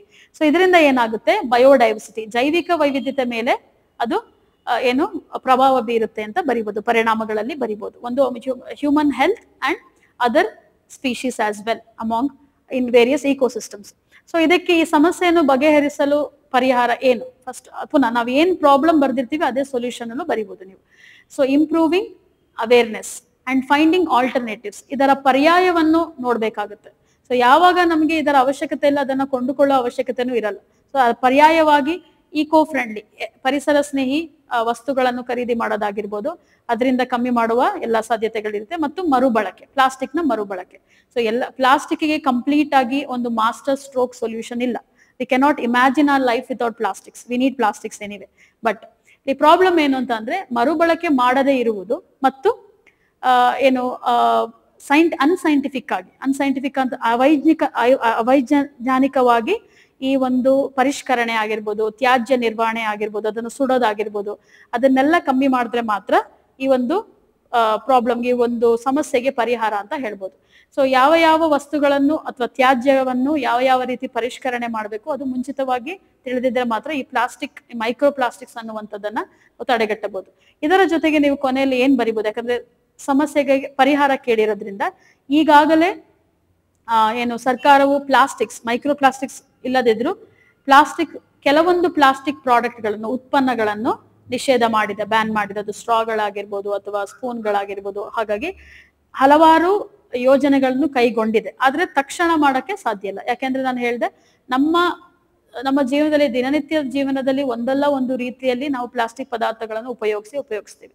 ಇನ್ನೊಂದು ಉದಾಹರಣೆಗೆ ಬರೆಯೋದಾದ್ರೆ, ಪರಿಹಾರದ ಜೊತೆ ಬರೆಯೋದಾದ್ರೆ, ನಾವು ಕ್ಯಾರಿ ಮಾಡುವ, ನಾವು ಉಪಯೋಗಿಸುವ ಪ್ಲಾಸ್ಟಿಕ್ ಬ್ಯಾಗ್ಗಳು, ಪ್ಲಾಸ್ಟಿಕ್ ಚೀಲಗಳು ಏನಿದೆ, ಅದರ ಥಿಕ್ನೆಸ್, ಅದರ ಏನಿದೆ, ಅದರ ದಪ್ಪ ಏನ್ ಮಾಡಿದ್ದಾರೆ ಅಂತಂದ್ರೆ ಥಿಕ್ನೆಸ್ ನ ಜಾಸ್ತಿ ಮಾಡಿದ್ದಾರೆ. ಯಾಕೆಂತಂದ್ರೆ ಈ ಮೈಕ್ರೋ ಪ್ಲಾಸ್ಟಿಕ್ಸ್ ಉಂಟಾಗುವುದೇ ಈ ಒಂದು ತೆಳುವಾದ ಪ್ಲಾಸ್ಟಿಕ್ಸ್ ಗಳಿಂದ.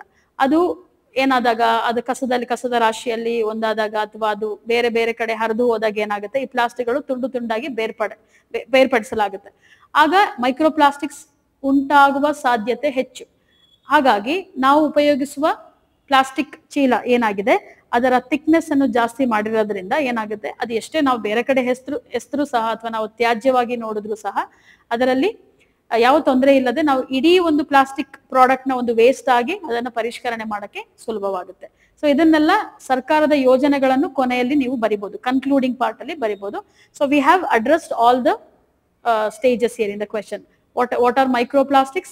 ಅದಕ್ಕೆ ಏನು ಕಾರಣಗಳೇನು, ಜಾಸ್ತಿ ಆಗಕ್ಕೆ ಕಾರಣಗಳೇನು, ಪರಿಣಾಮಗಳೇನು ನಮ್ಮ ಮೇಲೆ ಮತ್ತು ಪರಿಸರದ ಮೇಲೆ ಪರಿಣಾಮಗಳೇನು, ಮತ್ತೆ ಇದಕ್ಕೆ ಸೊಲ್ಯೂಷನ್ ಏನು. So this is how the pattern framework. ಇದಕ್ಕೆ ಈ ಕ್ವೆಶನ್ಗೆ ಈ ರೀತಿಯಾಗಿ ಆನ್ಸರ್ ಬರೀಬೇಕಾಗುತ್ತೆ.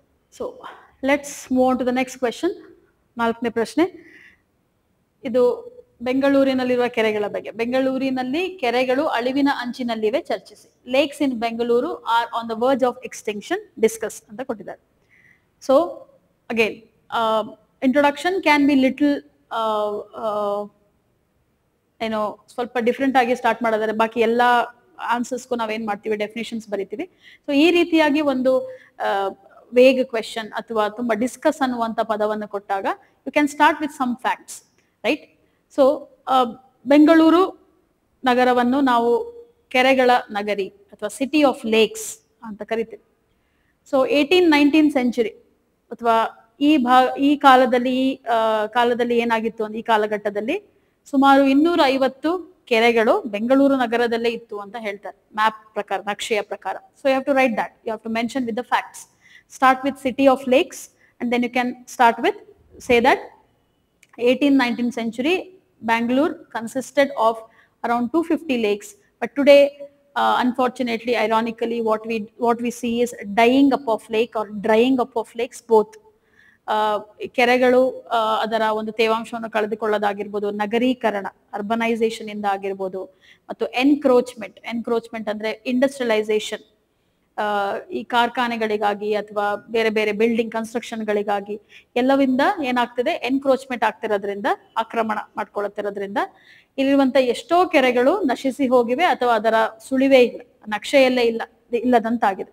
ಸೊ ಅದರಿಂದ ನಾವು ಶುರು ಮಾಡ್ತೀವಿ, starting with what Bangalore, about saying about Bangalore and mentioning the past history and what is the current condition. ಇದು ನಮ್ಮ ಇಂಟ್ರೊಡಕ್ಷನ್ ಭಾಗದಲ್ಲಿ ಬರಬಹುದು. ಸೊ ಇಲ್ಲಿ ಏನ್ ಕೊಟ್ಟಿದ್ದಾರೆ ಅಂತಂದ್ರೆ, ಅಳಿವಿನ ಅಂಚಿನಲ್ಲಿದೆ ಅಂತ ಕೊಟ್ಟಿದ್ದಾರೆ. It is in the verge of extinction. ಈ ವರ್ಜ್ ಆಫ್ ಎಕ್ಸ್ಟಿಂಕ್ಷನ್ ಅಂತಂದ್ರೆ ಏನೆಲ್ಲ ಸಮಸ್ಯೆಗಳು ನಾವು ಕಳೆದ ವರ್ಷಗಳಲ್ಲಿ ನಾವು ನೋಡಿದೀವಿ ಅನ್ನುವಂಥದ್ದನ್ನ ಒಂದು ಉದಾಹರಣೆಯ ಮೂಲಕ ನೀವು ಬರಿಬಹುದು, ಉದಾಹರಣೆಗಳನ್ನು ತೆಗೆದುಕೊಂಡು ಬರಿಬಹುದು. ಸೊ ಯಾಕೆ ಅಳಿವಿನಂಚಿನಲ್ಲಿದೆ? You can start with the list. ಎಲ್ಲ ಪಾಯಿಂಟ್ಸ್ ಅನ್ನು ಬರಿತಾ ಹೋಗ್ತೀವಿ ನಾವು. Urbanization it could be, right? So you can start with encroachment.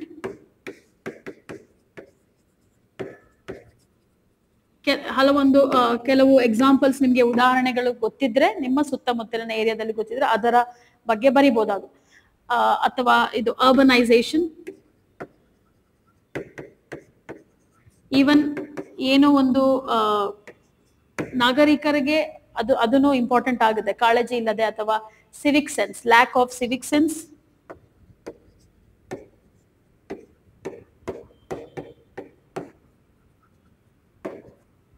Right? So ಈ ಒಂದು ಪಾಯಿಂಟ್ಸ್ ನ ನೀವು ಎಕ್ಸ್ಪ್ಲೇನ್ ಮಾಡಿದ್ರು ಮಾಡ್ಬೋದು, ಇಲ್ಲಾಂದ್ರೆ ಜಸ್ಟ್ ಎಕ್ಸಾಂಪಲ್ ಜೊತೆಗೆ ಪ್ರತಿಯೊಂದು ಭಾಗದಲ್ಲಿ ಯಾವುದಾದ್ರೂ ಕೆರೆಯ ಬಗ್ಗೆ ಬರಿಬಹುದು. ಈಗ over populated, over crowded places ಅಥವಾ ಬಿಲ್ಡಿಂಗ್ಸ್ ಗಳು, ನಗರೀಕರಣದಿಂದ ಅಂತ ಒಂದು ಹೇಳೋದಾದ್ರೆ, ಅರ್ಬನೈಸೇಷನ್ ಇಂದ ಒಂದು ಹೇಳೋದಾದ್ರೆ, ಬೆಳ್ಳಂದೂರ್ ಲೇಕ್ ಬಗ್ಗೆ ನೀವು ಎಕ್ಸಾಂಪಲ್ ಇಲ್ಲೇ ಬರಿಬಹುದು, ಆನ್ಸರ್ ಅಲ್ಲೇ ಬರಿಬಹುದು ಬೆಳ್ಳಂದೂರ್ ಲೇಕ್ ಬಗ್ಗೆ. ಓಕೆ, ಬೆಳ್ಳಂದೂರ್ ಲೇಕ್ ತುಂಬಾ ಪಾಪ್ಯುಲರ್. ಯಾಕೆಂತಂದ್ರೆ ಎಷ್ಟೋ ಸಲ ನಾವು ನೋಡ್ತಾ ಇರ್ತೀವಿ, ನ್ಯೂಸ್ ಅಲ್ಲಿ ನೋಡ್ತಾ ಇರ್ತೀವಿ, ಇಲ್ಲಿಂದ ದುರ್ಘಟನೆಗಳು ಅಂದ್ರೆ fire, it has caught fire also. ಇಲ್ಲಿ ಫ್ರಾತ್ ಅಂದ್ರೆ ನೊರೆಯಾಗಿ ಬರುವಂತ ಎಷ್ಟೋ ತ್ಯಾಜ್ಯ ಏನಾಗ್ತಾ ಇದೆ, ಬೇರೆ ಬೇರೆ ಕಾರ್ಖಾನೆಗಳಿಂದ, ಘನತ್ಯಾಜ್ಯದಿಂದ ಎಲ್ಲವೂ ಈ ಒಂದು ಕೆರೆಯಲ್ಲಿ ಹೆಚ್ಚಾಗಿ, ಅದು ಕೆರೆಯ ಬದಲು ಏನಾಗಿದೆ, ಅದು ಗಟರ್ ಆಗಿದೆ, ಸೀವೇಜ್ ಆಗ್ಬಿಟ್ಟಿದೆ, ಅಲ್ವಾ, ತ್ಯಾಜ್ಯದ ಹೊಂಡ ಆಗ್ಬಿಟ್ಟಿದೆ. ಸೊ ಬೆಳ್ಳಂದೂರು ಲೇಕ್ ಅಲ್ಲಿ ನಾವು ಈ ನೊರೆಯನ್ನು ಬರೋದ್ ನೋಡೋದಾಗಿರ್ಬೋದು, ಅಥವಾ ಕೆಲವೊಂದು ಬೆಂಕಿಯ ಅನಾಹುತಗಳಾಗಿರುವಂತದನ್ನ ನಾವು ನ್ಯೂಸ್ ಅಲ್ಲಿ ನೋಡಿದೀವಿ. ಜಸ್ಟ್ ಮೆನ್ಷನ್ ಮಾಡಿದ್ರು ಆಗುತ್ತೆ. ಅದರ ಜೊತೆಗೆ ಪೀಣ್ಯದಲ್ಲಿ ಇರುವಂತ ಕೆರೆಗಳಾಗಿರ್ಬೋದು. ಸೊ ಈ ಎಲ್ಲ ಎಕ್ಸಾಂಪಲ್ ಗಳನ್ನು ಪ್ರತಿಯೊಂದು ಯಾವ್ದಾದ್ರು ಪಾಯಿಂಟ್ಸ್ ಗೆ ಸಂಬಂಧಪಟ್ಟ ಹಾಗೆ ನಾವು ಬರಿಬಹುದು. ಅದನ್ನ ನಾವು ಬಾಡಿ ಪಾರ್ಟ್ ಅಲ್ಲಿ ಬರಿಬಹುದು. ಅದರ ಜೊತೆಗೆ ಚರ್ಚಿಸಿ ಪುನಃ ನಾವು ಅದಕ್ಕೆ ಇನ್ನು ಸ್ಕೋಪ್ ಇದೆ, ನಮ್ಗೆ 150 ವರ್ಡ್ಸ್ ಇರೋದ್ರಿಂದ ಈ ಬಾಡಿ ಪಾರ್ಟ್ ಅಲ್ಲಿ ನಾವು ಇನ್ನೊಂದು ಏನ್ ಬರಿಬಹುದು ಅಂತಂದ್ರೆ, ನೆಗೆಟಿವ್ ಬರದ ನಂತರ, ಈಗ ಇಷ್ಟೊಂದೆಲ್ಲ ಪ್ರಾಬ್ಲಮ್ ಇದೆ, ಎಷ್ಟೋ ಕೆರೆಗಳು ಬತ್ತಿ ಹೋಗಿವೆ, ನೀವು ಕೆಲವೊಂದು ಕೆರೆಯ ಹೆಸರುಗಳನ್ನೇ ಬರಿತಾ ಹೋಗ್ಬೋದು. ಇವಾಗ ಇಲ್ಲಿ ವೃಷಭಾವತಿ, ಬೆಂಗಳೂರು ಒಂದು ಮೇಜರ್ ಒಂದು ನದಿಯ ಬಗ್ಗೆ, ಇಲ್ಲಿ ಕೆರೆ ಬಗ್ಗೆ ಕೇಳಿದ್ರು ಅದೇ ರೀತಿ ಇಲ್ಲಿ ನದಿ ಆಗಿರ್ಬೋದು, ಕೆರೆಗಳಾಗಿರ್ಬೋದು, ಇಲ್ಲಿರುವಂತ ಓವರ್ ಪಾಪ್ಯುಲೇಷನ್, ಅತಿಯಾದ ಜನಸಂಖ್ಯೆಯಿಂದ ಮತ್ತು ನಗರೀಕರಣದಿಂದ ಎಷ್ಟೋ ವಾಟರ್ ಬಾಡೀಸ್, ಜಲ ಪರಿಸರ ವ್ಯವಸ್ಥೆಯು ಹಾನಿಯಾಗ್ತದೆ. ಅದರ ಜೊತೆಗೆ ಮತ್ತೊಂದು ಕಡೆ ನಾವೇನ್ ನೋಡ್ತಿದೀವಿ ಅಂತಂದ್ರೆ, ಸಾಮಾಜಿಕ ಕಳಕಳಿಯಿಂದ, ಸೋಷಿಯಲ್ ಅವೇರ್ನೆಸ್ ಇಂದ ಎಷ್ಟೋ ಕೆರೆಗಳನ್ನು ಏನ್ ಮಾಡ್ತಿದ್ದಾರೆ, ಜೀರ್ಣೋದ್ಧಾರ ಅಥವಾ ನಾವೇನಂತ ಕರಿತೀವಿ, making it as rejuvenation of lakes, ಅದು ನಡೀತಾ ಇದೆ. ಸರ್ಕಾರದ ಯೋಜನೆ ಅಡಿಯಲ್ಲಿ ಕೆರೆಗಳ ರೆಜುವಿನೇಷನ್, ಲೇಕ್ಸ್ ರೆಜುವಿನೇಷನ್ ಪ್ರೋಗ್ರಾಮ್ ನ ತಗೊಂಡಿದ್ದಾರೆ. ಅದನ್ನು ನೀವು ಬಾಡಿಯಲ್ಲೇ ಬರೀಬಹುದು, lake rejuvenation. One good example for that is ಈ ಜಕ್ಕೂರ್ ಲೇಕ್, ಅದು ಒಂದು ಎಕ್ಸಾಂಪಲ್ ನೀವು ಬರೀಬಹುದು.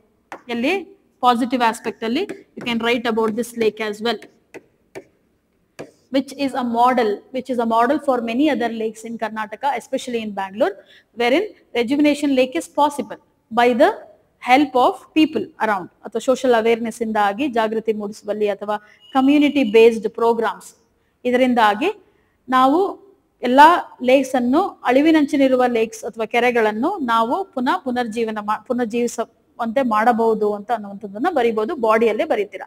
ಸೊ ಕೊನೆಯದಲ್ಲಿ ಬರಿಬೇಕಾದ್ರೆ ಕನ್ಕ್ಲೂಷನ್ ಪ್ರಕಾರ, so lakes are very important when it comes to migratory birds ಅಲ್ವಾ, ಮತ್ತು ಇತರ ಮಾನವರ ಚಟುವಟಿಕೆಗಳಿಗಾಗಿ ಮತ್ತು ಟೂರಿಸಂ, ಪ್ರವಾಸೋದ್ಯಮಕ್ಕಾಗಿ, ಇದೆಲ್ಲದಕ್ಕೆ ಇದು ಒತ್ತು ಕೊಟ್ಟು ಅಥವಾ it supports all these aspects. So lakes are very important, especially not only in terms of geological part, ecology, ಪರಿಸರ ಒಂದು ದೃಷ್ಟಿಕೋನದಿಂದ ಅಥವಾ ಭೌಗೋಳಿಕ ದೃಷ್ಟಿಕೋನದಿಂದ ಮಾತ್ರ ಅಲ್ಲ, ಕಲ್ಚರಲ್, ಸಾಂಸ್ಕೃತಿಕ ದೃಷ್ಟಿಕೋನದಿಂದಲೂ ಸಹ, ನಮ್ಮ ಹೆರಿಟೇಜ್, ನಮ್ಮ ಪಾರಂಪರಿಕ ದೃಷ್ಟಿಕೋನದಿಂದಲೂ ಈ ಸರೋವರಗಳು ಅಥವಾ ಲೇಕ್ಸ್, ಕೆರೆ ಅಥವಾ ಏನು ಅಂತ ಹೇಳ್ತೀವಿ, ಅದು ತುಂಬಾ ಅದನ್ನು ರೆಜುವಿನೇಷನ್ ಅಥವಾ ಅದನ್ನು ಕಾಪಾಡಿಕೊಳ್ಳಲು ಬಹುಮುಖ್ಯ ಇದೆ ಅಥವಾ ಅದರ ಅವಶ್ಯಕತೆ ಇದೆ ಅನ್ನುವಂಥದ್ದನ್ನ ನೀವು ಕನ್ಕ್ಲೂಡ್ ಮಾಡಿ ಬರಿಬಹುದು.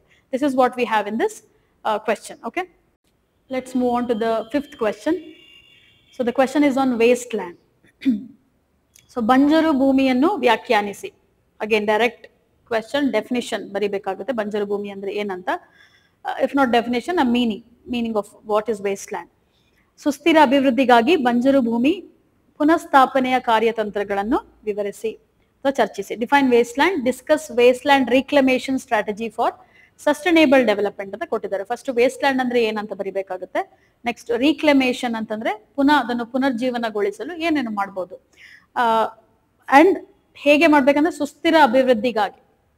ಪುನರ್ಜೀವನಗೊಳಿಸೋದು ಯಾಕೆ ಅಂತಂದ್ರೆ ಪುನಃ ಅದನ್ನ ನಾಶ ಮಾಡೋಕಲ್ಲ, ಸುಸ್ಥಿರ ಅಭಿವೃದ್ಧಿಗಾಗಿ ಅದನ್ನು ಉಪಯೋಗಿಸಲು ಏನೆಲ್ಲ ಕಾರ್ಯತಂತ್ರಗಳು, ಮೆಕ್ಯಾನಿಸಮ್ಸ್ ಏನೆಲ್ಲ ಇದೆ ಅಂತ ಬರಿಬೇಕಾಗುತ್ತೆ. So what is a wasteland in the first place? Wasteland mean ಅಥವಾ ಬಂಜರು ಭೂಮಿ ಅಂತ ಅಂದ್ರೆ ಮಾನವನ ಚಟುವಟಿಕೆಗಳಿಂದ, because of human activities, the place had been used for industries, agriculture or various other activities. ಇದರಿಂದಾಗಿ ಈ ಒಂದು ಚಟುವಟಿಕೆಗಳಿಂದ ಕೈಗಾರಿಕೆಗಾಗಿ ಅಥವಾ ಅಗ್ರಿಕಲ್ಚರ್, ಕೃಷಿಗಾಗಿ ಮತ್ತು ಇತರ ಮಾನವರ ಚಟುವಟಿಕೆಗಳಿಂದಾಗಿ ಅದನ್ನು ನಾಶಪಡಿಸಿ ವಿನಾಶಕ್ಕೊಳಗಾಗಿ ಈಗ ಅಸ್ತಿತ್ವದಲ್ಲಿ, ಪ್ರಸ್ತುತ ಸ್ಥಿತಿಯಲ್ಲಿ ಅದು ಯಾವುದಕ್ಕೂ ಉಪಯೋಗವಿಲ್ಲದ ಒಂದು ಭೂಮಿ ಅಂತ ನಾವು ಕರಿತೀವಿ. ಅದಕ್ಕೆ ಬಂಜರು ಭೂಮಿ ಅಂತ. ಸೊ ಅದು ಕೃಷಿಯಿಂದ ಆಗಿರುತ್ತೆ ಮೋಸ್ಟ್ ಆಫ್ ದ ಟೈಮ್ಸ್. ಯಾಕೆ ಅಂತಂದ್ರೆ ಓವರ್ ಯೂಸ್ ಆಫ್ ಫರ್ಟಿಲೈಸರ್ಸ್, ಅತಿಯಾದ ರಸಗೊಬ್ಬರದ ಬಳಕೆಯಿಂದ ಅಲ್ಲಿರುವಂತ ಆ ಭೂಮಿಯು ಎಲ್ಲಾ ಸತ್ವವನ್ನು ಕಳೆದುಕೊಂಡಿರುತ್ತೆ. ಅದು ಯಾವುದಕ್ಕೂ ಉಪಯೋಗಕ್ಕೆ ಬರುವುದಿಲ್ಲ. ಸೊ ಹಾಗಾಗಿ ವೇಸ್ಟ್ ಲ್ಯಾಂಡ್ ಅಂತಂದ್ರೆ, ಈ ಬಂಜರು ಭೂಮಿ ಅಂತಂದ್ರೆ ಮಾನವರ ಹಸ್ತಕ್ಷೇಪದಿಂದಾಗಿ, ಮಾನವರ ಚಟುವಟಿಕೆಗಳಿಂದಾಗಿ, due to human interference with the activities such as industrialisation, urbanisation and agriculture, the land becomes dead and it is not suitable for any other activities. ಇದು ಯಾವುದೇ ಒಂದು ಮುಂದಿನ ಚಟುವಟಿಕೆಗಳಿಗೆ ಸೂಕ್ತವಾಗಿರದ ಒಂದು ಭೂಮಿ ಅಂತ ನಾವು ಬರಿತೇವೆ. ಸೊ ಅದರ ಜೊತೆಗೆ ಸ್ವಲ್ಪ ಒಂದು ಫ್ಯಾಕ್ಟ್ಸ್ ನಿಮ್ಗೆ ಜ್ಞಾಪಕ ಇದ್ರೆ ಬರೆದ್ರೆ ಅದು ಇನ್ನೂ ವೇಟೇಜ್ ಇನ್ಕ್ರೀಸ್ ಮಾಡುತ್ತೆ ಆನ್ಸರ್ದು. ಸೊ ಭಾರತದಲ್ಲಿ ಸುಮಾರು 150 ಮಿಲಿಯನ್ ಹೆಕ್ಟೇರ್ ಅಷ್ಟು ವೇಸ್ಟ್ ಲ್ಯಾಂಡ್ ಇದೆ ಪ್ರಸ್ತುತ. ಅದು ಎಷ್ಟು ಅಂತ ಅಂದ್ರೆ ಸುಮಾರು 25% ಅಷ್ಟು ಭೂಪ್ರದೇಶ, ಭಾರತದ ಭೂಪ್ರದೇಶದ land mass in India, 25% of the land comprises of wasteland. That we can write. Introduction part ಅಲ್ಲಿ definition ಬರೆದು ಈ ಒಂದು fact ನ ಬರಿತೇವೆ. So directly we can go to the middle part or the body part of the answer, that is wasteland reclamation strategies. ಕಾರ್ಯತಂತ್ರಗಳು ಏನು ಅಂತ ನಾವು direct ಆಗಿ ಹೋಗ್ಬೋದು. So we can start point wise and also explain it. Okay. So first important thing is soil rejuvenation ಅಂತ ಹೇಳ್ಬೋದು. Soil rejuvenation ಯಾಕೆ ಅಂತಂದ್ರೆ ಅದು ಯಾಕೆ ಬಂಜರು ಭೂಮಿ ಆಗಿದೆ, ಮಣ್ಣಿನ ಫಲವತ್ತತೆಯನ್ನು ಅಧಿಕ ಮಾಡುವುದು ಸಾಯಿಲ್ ರೆಜುವಿನೇಷನ್. ಯಾಕೆ ಅಂತಂದ್ರೆ ಅಲ್ಲಿ ಯಾವುದೇ ಒಂದು ಸೂಕ್ಷ್ಮಾಣು ಜೀವಿಗಳ ಒಂದು ಚಟುವಟಿಕೆ ಎಲ್ಲ ವಿಘಟನೆ ನಡೀತಲ್ಲ, ಅದು ಯಾವುದಕ್ಕೂ ಸೂಕ್ತವಲ್ಲದಾಗಿರೋದ್ರಿಂದ ಮೊದಲು ನಾವು ಫೋಕಸ್ ಮಾಡ್ಬೇಕಾಗಿರೋದು, ನಾವು ಮೊದಲು ಅದನ್ನ ಯಾವ್ದ್ರ ಮೇಲೆ ನಾವು ಗಮನ ಹರಿಸ್ಬೇಕು ಅಂತಂದ್ರೆ ಮಣ್ಣಿನ ಫಲವತ್ತತೆ ಅಥವಾ ಮಣ್ಣನ್ನು, ನಿರ್ಜೀವವಾಗಿರುವಂತ ಮಣ್ಣನ್ನು, ಅದರ ಗುಣಮಟ್ಟವನ್ನು ಜಾಸ್ತಿ ಮಾಡ್ಬೇಕಾಗಿ ಅಂತ ಬರೀಬಹುದು. Soil rejuvenation is the first strategy and you can explain in your own words. ಮತ್ತು ವಾಟರ್ ಶೆಡ್ ಮ್ಯಾನೇಜ್ಮೆಂಟ್ ಅಂತ ನಾವು ಹೇಳ್ಬೋದು. Watershed management refers to ಈಗ ಚೆಕ್ ಡ್ಯಾಮ್ಸ್, ಅಣೆಕಟ್ಟುಗಳು ಅಥವಾ ಈ ಒಂದು ಭಾಗದಲ್ಲಿ ನೀರಿನ ಹರಿವು ಆಗಿರ್ಬೋದು, ಅದನ್ನ ಇನ್ನೂ ಹೆಚ್ಚಾಗಿ ಮಾಡಿದ್ರೆ ಮಣ್ಣಿನಲ್ಲಿರುವಂತ ತೇವಾಂಶವು ಹೆಚ್ಚಾಗುತ್ತೆ. Watershed management, building check dams and any other water related projects, so that is possible. Okay, then afforestation, which is a very easy method. Aranyikarana, planting saplings. afforestation ಇಂದ ಈ ಭಾಗದಲ್ಲಿ afforestation ನೀವು ಒಂದು ಪ್ರಶ್ನೆ ಕೇಳಬಹುದು, ಯಾಕೆ ಅಂತಂದ್ರೆ ಇಲ್ಲಿ ಆಲ್ರೆಡಿ ಫಲವತ್ತು ಭೂಮಿ ಅಲ್ಲ, ಇದು ಫಲವತ್ತಾದ ಭೂಮಿ ಅಲ್ಲ, it has lost it all fertility. So ಹಾಗಾದ್ರೆ ಹೇಗೆ ಇಲ್ಲಿ ಸ್ಯಾಪ್ಲಿಂಗ್ಸ್ ನಾವು ಬೆಳೆಸಬಹುದು ಅಂತಂದ್ರೆ ಯಾವ ರೀತಿಯ ಎಫಾರೆಸ್ಟೇಷನ್ ಮ್ಯಾಟರ್ ಆಗುತ್ತೆ. ಫಾರ್ ಎಕ್ಸಾಂಪಲ್, ಕೆಲವೊಂದು ಸಸ್ಯಗಳು ಕಡಿಮೆ ತೇವಾಂಶದಲ್ಲಿ ಬೆಳೆಯುವಂತ ಸಸ್ಯಗಳು ಇರುತ್ತೆ, plants. For example, one example is Prosopis juliflora. ಇದನ್ನು ಬರಿಬಹುದು ನೀವು. Prosopis juliflora is one example wherein it can grow in any space with less moisture. ಕಡಿಮೆ ಫಲವತ್ತತೆಯಿಂದ ಕೂಡಿರುವಂತ ಒಂದು ಮಣ್ಣಾಗಿರ್ಬೋದು ಅಥವಾ ಅಲ್ಲಿ ತೇವಾಂಶ ಇಲ್ಲದಿರುವ ಮಣ್ಣಲ್ಲೂ ಸಹ ಈ ಗಿಡಗಳು ಬೆಳೆಯುತ್ತೆ. ಮೊದಲು ಫಸ್ಟ್ ಏನ್ ಮಾಡ್ಬೇಕಂದ್ರೆ ಈ ಒಂದು ಸುಸ್ಥಿರ ಅಭಿವೃದ್ಧಿ ಮತ್ತು ಈ ಪ್ರೊಸೋಪಿಸ್ ಜೂಲಿಫೆರಾ ಮಾತ್ರ ಅಲ್ಲ, ಬೇರೆ ಬೇರೆ ಸಸ್ಯಗಳು, ವೈಜ್ಞಾನಿಗಳು ಸಲಹೆ ನೀಡುವಂತ ಸಸ್ಯಗಳನ್ನು ಇಲ್ಲಿ ಬೆಳೆಸಿದಾಗ ಏನಾಗುತ್ತೆ, ಅಟ್ಲೀಸ್ಟ್ ಸ್ವಲ್ಪ ಆದ್ರೂ ತೇವಾಂಶ ಅಥವಾ ಅಲ್ಲಿ ಇರುವಂತ ಒಂದು ವಿಘಟನಾ ಕ್ರಿಯೆನಾದರೂ ನಾವು ಶುರು ಮಾಡಬಹುದು ಅಂತ ಹೇಳ್ಬೋದು. So afforestation is a must. And first scientific well, ವೈಜ್ಞಾನಿಕವಾಗಿ ಮಾಡಬೇಕು. ಯಾವುದೋ ಒಂದು ಭೂಮಿಯಲ್ಲಿ ಅಲ್ಲಿ ಬೆಳೆದಿರುವಂತ ಸಸ್ಯಗಳನ್ನು ನೆಟ್ರೆ ಏನು ಪ್ರಯೋಜನ ಇಲ್ಲ. ಸೊ ವೈಜ್ಞಾನಿಕವಾಗಿ afforestation is a must. Just because ನಮ್ಗೆ ಸ್ವಲ್ಪ ಸಸ್ಯಗಳು ಇದೆ, ಅಲ್ಲಿ ಭೂಮಿ ರೆಡಿ ಇದೆ ಅಂತಂದ್ಬಿಟ್ಟು ಗಿಡಗಳನ್ನು ನೆಟ್ರೆ ಅದು ಯಾವ ಉಪಯೋಗಕ್ಕೂ ಇಲ್ಲ. ಯಾವ ಮಣ್ಣಿಗೆ ಯಾವ ಸಸ್ಯಗಳು ಸೂಕ್ತ ಎನ್ನುವುದಂತನ್ನು ನೋಡಿ ನಂತರ ನಾವು ಅಫಾರೆಸ್ಟೇಷನ್ ಅಥವಾ ಅರಣ್ಯೀಕರಣ ಮಾಡಬಹುದು. Then we have soil rejuvenation, watershed management, afforestation, and maybe even what else we can do? Irrigation method ಅಥವಾ ನೀರಾವರಿ ಅಂತಂದ್ರೆ ಅಲ್ಲಿ ಆಬ್ವಿಯಸ್ಲಿ ಅಲ್ಲಿ ಸಾಕಷ್ಟು ನೀರು ಇರಲ್ಲ. ಸೊ ನಾವು ಡ್ರಿಪ್ ಇರಿಗೇಷನ್, ಹನಿ ನೀರಾವರಿಯನ್ನು ಒಂದು ಎಕ್ಸಾಂಪಲ್ ಆಗಿ ತಗೊಂಡ್ರೆ ನಿಧಾನಕ್ಕೆ ಈ ಮಣ್ಣಿನಲ್ಲಿರುವಂತಹ ತೇವಾಂಶವನ್ನು ನಾವು ಹೆಚ್ಚಿಸಬಹುದು. ಸೊ ಇಷ್ಟು points are 2 or more points if you can add, ಇಷ್ಟು ಬರೆದ್ರೆ ಎಕ್ಸ್ಪ್ಲನೇಷನ್ ಬರೆದ್ರೆ ನಿಮ್ಮ ಬಾಡಿ, ಯಾಕಂದ್ರೆ 150 words, again be mindful of 150 words. So ಇಷ್ಟು ನೀವು ಮುಗಿಸ್ಬೋದು. ಅದರ ಜೊತೆಗೆ ಒಂದು ಇತ್ತೀಚೆಗೆ ನಿಮಗೆ ಗೊತ್ತಿರುವಂತ ಉದಾಹರಣೆನೂ ಆಡ್ ಮಾಡಿದ್ರೆ, ಯಾಕೆಂತಂದ್ರೆ ಎಲ್ಲರಿಗೂ ಸ್ಟ್ಯಾಟಿಕ್ ಪಾರ್ಟ್ ಗೊತ್ತಿರುತ್ತೆ, ನೀವು ಸ್ಟೇಟ್ಮೆಂಟ್ಸ್ ಅಲ್ಲಿ ಏನ್ ಬೇಕಾದ್ರೆ ಬರಿಬಹುದು. ನಿಮಗೆ ಎಷ್ಟು ಜನರಲ್ ಅವೇರ್ನೆಸ್ ಇದೆ, ಸುತ್ತಮುತ್ತ ಆಗಿರುವಂತ ಯಾವ್ದಾದ್ರು ಒಂದು ಮಾಡೆಲ್ ಅಥವಾ ಒಂದು ಉದಾಹರಣೆ, ಇತ್ತೀಚೆಗೆ ಒಂದು ಸಕ್ಸಸ್ ಸ್ಟೋರಿ ಅಂತ ನಾವು ಏನಂತೀವಿ, ಅದನ್ನು ನೀವು ಇಲ್ಲಿ ಆಡ್ ಮಾಡ್ಬೋದು. One good example is in ಹೆಬ್ಬಾಳಲ್ಲಿ ಒಂದು ಮಾಡೆಲ್, ಇಲ್ಲಿದ್ದಂತ ಬಂಜರು ಭೂಮಿಯನ್ನ ಸೋಷಿಯಲ್ ಅವೇರ್ನೆಸ್ ಇಂದ, ಸಮುದಾಯದ ಒಂದು ಕೋಆಪರೇಷನ್ ಇಂದ, ಸಹಕಾರದಿಂದ ಇಲ್ಲಿದ್ದಂತ ಬಂಜರು ಭೂಮಿಯನ್ನ ರೆಜುಮಿನೇಷನ್, ರೀಕ್ಲೇಮ್ ಮಾಡಿದ್ದಾರೆ. ಏನು ಅಂತಂದ್ರೆ ತೇವಾಂಶನ ಹೆಚ್ಚು ಮಾಡಿ, ಅಫಾರೆಸ್ಟೇಷನ್ ಮಾಡಿ, ಅರಣ್ಯೀಕರಣ ಮಾಡಿ, ಸಸ್ಯಗಳನ್ನು ನೆಟ್ಟು, ಮುಂಚೆ ಇದ್ದಂತ ಬಂಜರು ಭೂಮಿ ಈಗ ಇಲ್ಲ, ಅದನ್ನು ಸುಸ್ಥಿರ ಅಭಿವೃದ್ಧಿಗಾಗಿ ಅದನ್ನು ತಯಾರು ಮಾಡಿದ್ದಾರೆ ಅಂತ ಹೇಳ್ಬೋದು. So you can write the example of this place Hebbal. So ultimately conclusion ಅಲ್ಲಿ ಏನ್ ಬರೀತೀರಾ ಅಂತಂದ್ರೆ, ಬಂಜರ ಭೂಮಿಯ ಮಾರ್ಪಾಡು ಅಥವಾ reclamation, the reclamation of wasteland is so very important because it can help in the livelihoods of people, ಜನರ ಜೀವನೋಪಾಯಕ್ಕೆ ಸಹಾಯ ಮಾಡುತ್ತದೆ. ಮತ್ತು ಟೂರಿಸಂ ಅಂಡ್ ಬಯೋಡೈವರ್ಸಿಟಿ, ಇದನ್ನೆಲ್ಲ ನೀವು ಕನ್ಕ್ಲೂಷನ್ ಪಾರ್ಟ್ ಅಲ್ಲಿ, improving biodiversity and what's A sustainable development of a particular area, economic conditions of a particular area, ಎಲ್ಲವನ್ನು conclusion ಅಲ್ಲಿ ನೀವು ಬರೆದಾಗ, so we will get a brief what say answer here which includes everything. Wasteland ಅಂದ್ರೆ ಏನು, ಕಾರ್ಯತಂತ್ರಗಳು ಏನು, ಒಂದು example ಬರೀತೀರಾ ಮತ್ತು ಕೊನೆಯಲ್ಲಿ ಕನ್ಕ್ಲೂಷನ್ ಕೊಡ್ಬೋದು. So this is what we have in this question. Let's move on to the next question. So ಪರಿಸರದ ಮೇಲಿನ ಪರಿಣಾಮ ಮತ್ತು ಸುಸ್ಥಿರತೆಯ ಕಾಳಜಿಗಳನ್ನು ಗಮನದಲ್ಲಿರಿಸಿಕೊಂಡು ಜಲ ಸಮಸ್ಯೆಗಳ ಪರಿಹಾರಕ್ಕೆ ಭಾರತದ ನದಿಗಳ ಜೋಡಣೆಯ ಕಾರ್ಯಸಾಧ್ಯತೆಯನ್ನು ಪರಿಶೀಲಿಸಿ. So it is about river interlinking policy project. Examine the feasibility of India's river linking projects as a solution to water crisis while assessing their environmental impact and sustainability concerns. ಇದು ನಮಗೆ 250 words ಅಲ್ಲಿ ಕೊಟ್ಟಿದ್ದಾರೆ, and it is a lengthy question as well. So we have to divide it. ಏನು demand of the question ಯಾವುದು ಬಿಡುವಾಗಿಲ್ಲ, ಒಂದೊಂದು ಇಡೀ question ಅಲ್ಲಿ ಪ್ರತಿಯೊಂದು ಬೇಡಿಕೆಯನ್ನು, ಪ್ರಶ್ನೆಯ ಬೇಡಿಕೆಯನ್ನು ಸರಿಯಾಗಿ ಅರ್ಥ ಮಾಡಿಕೊಂಡು ಬರಿಬೇಕು.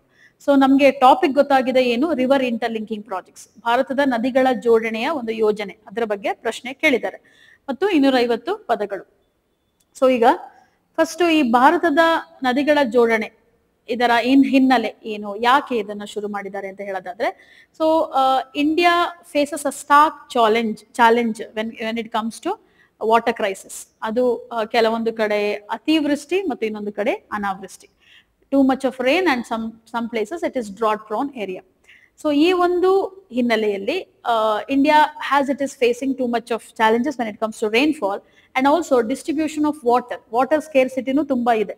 ನಮ್ಮ ಭಾರತದಲ್ಲಿ ಎಷ್ಟೇ ನದಿಗಳು ಇದ್ರೂ ಸಹ ವಾಟರ್ ಸ್ಕೇರ್ಸಿಟಿ, ನೀರಿನ ಅಭಾವ ಒಂದು ದೊಡ್ಡ ಸಮಸ್ಯೆ ಅಂತ ಹೇಳ್ಬೋದು.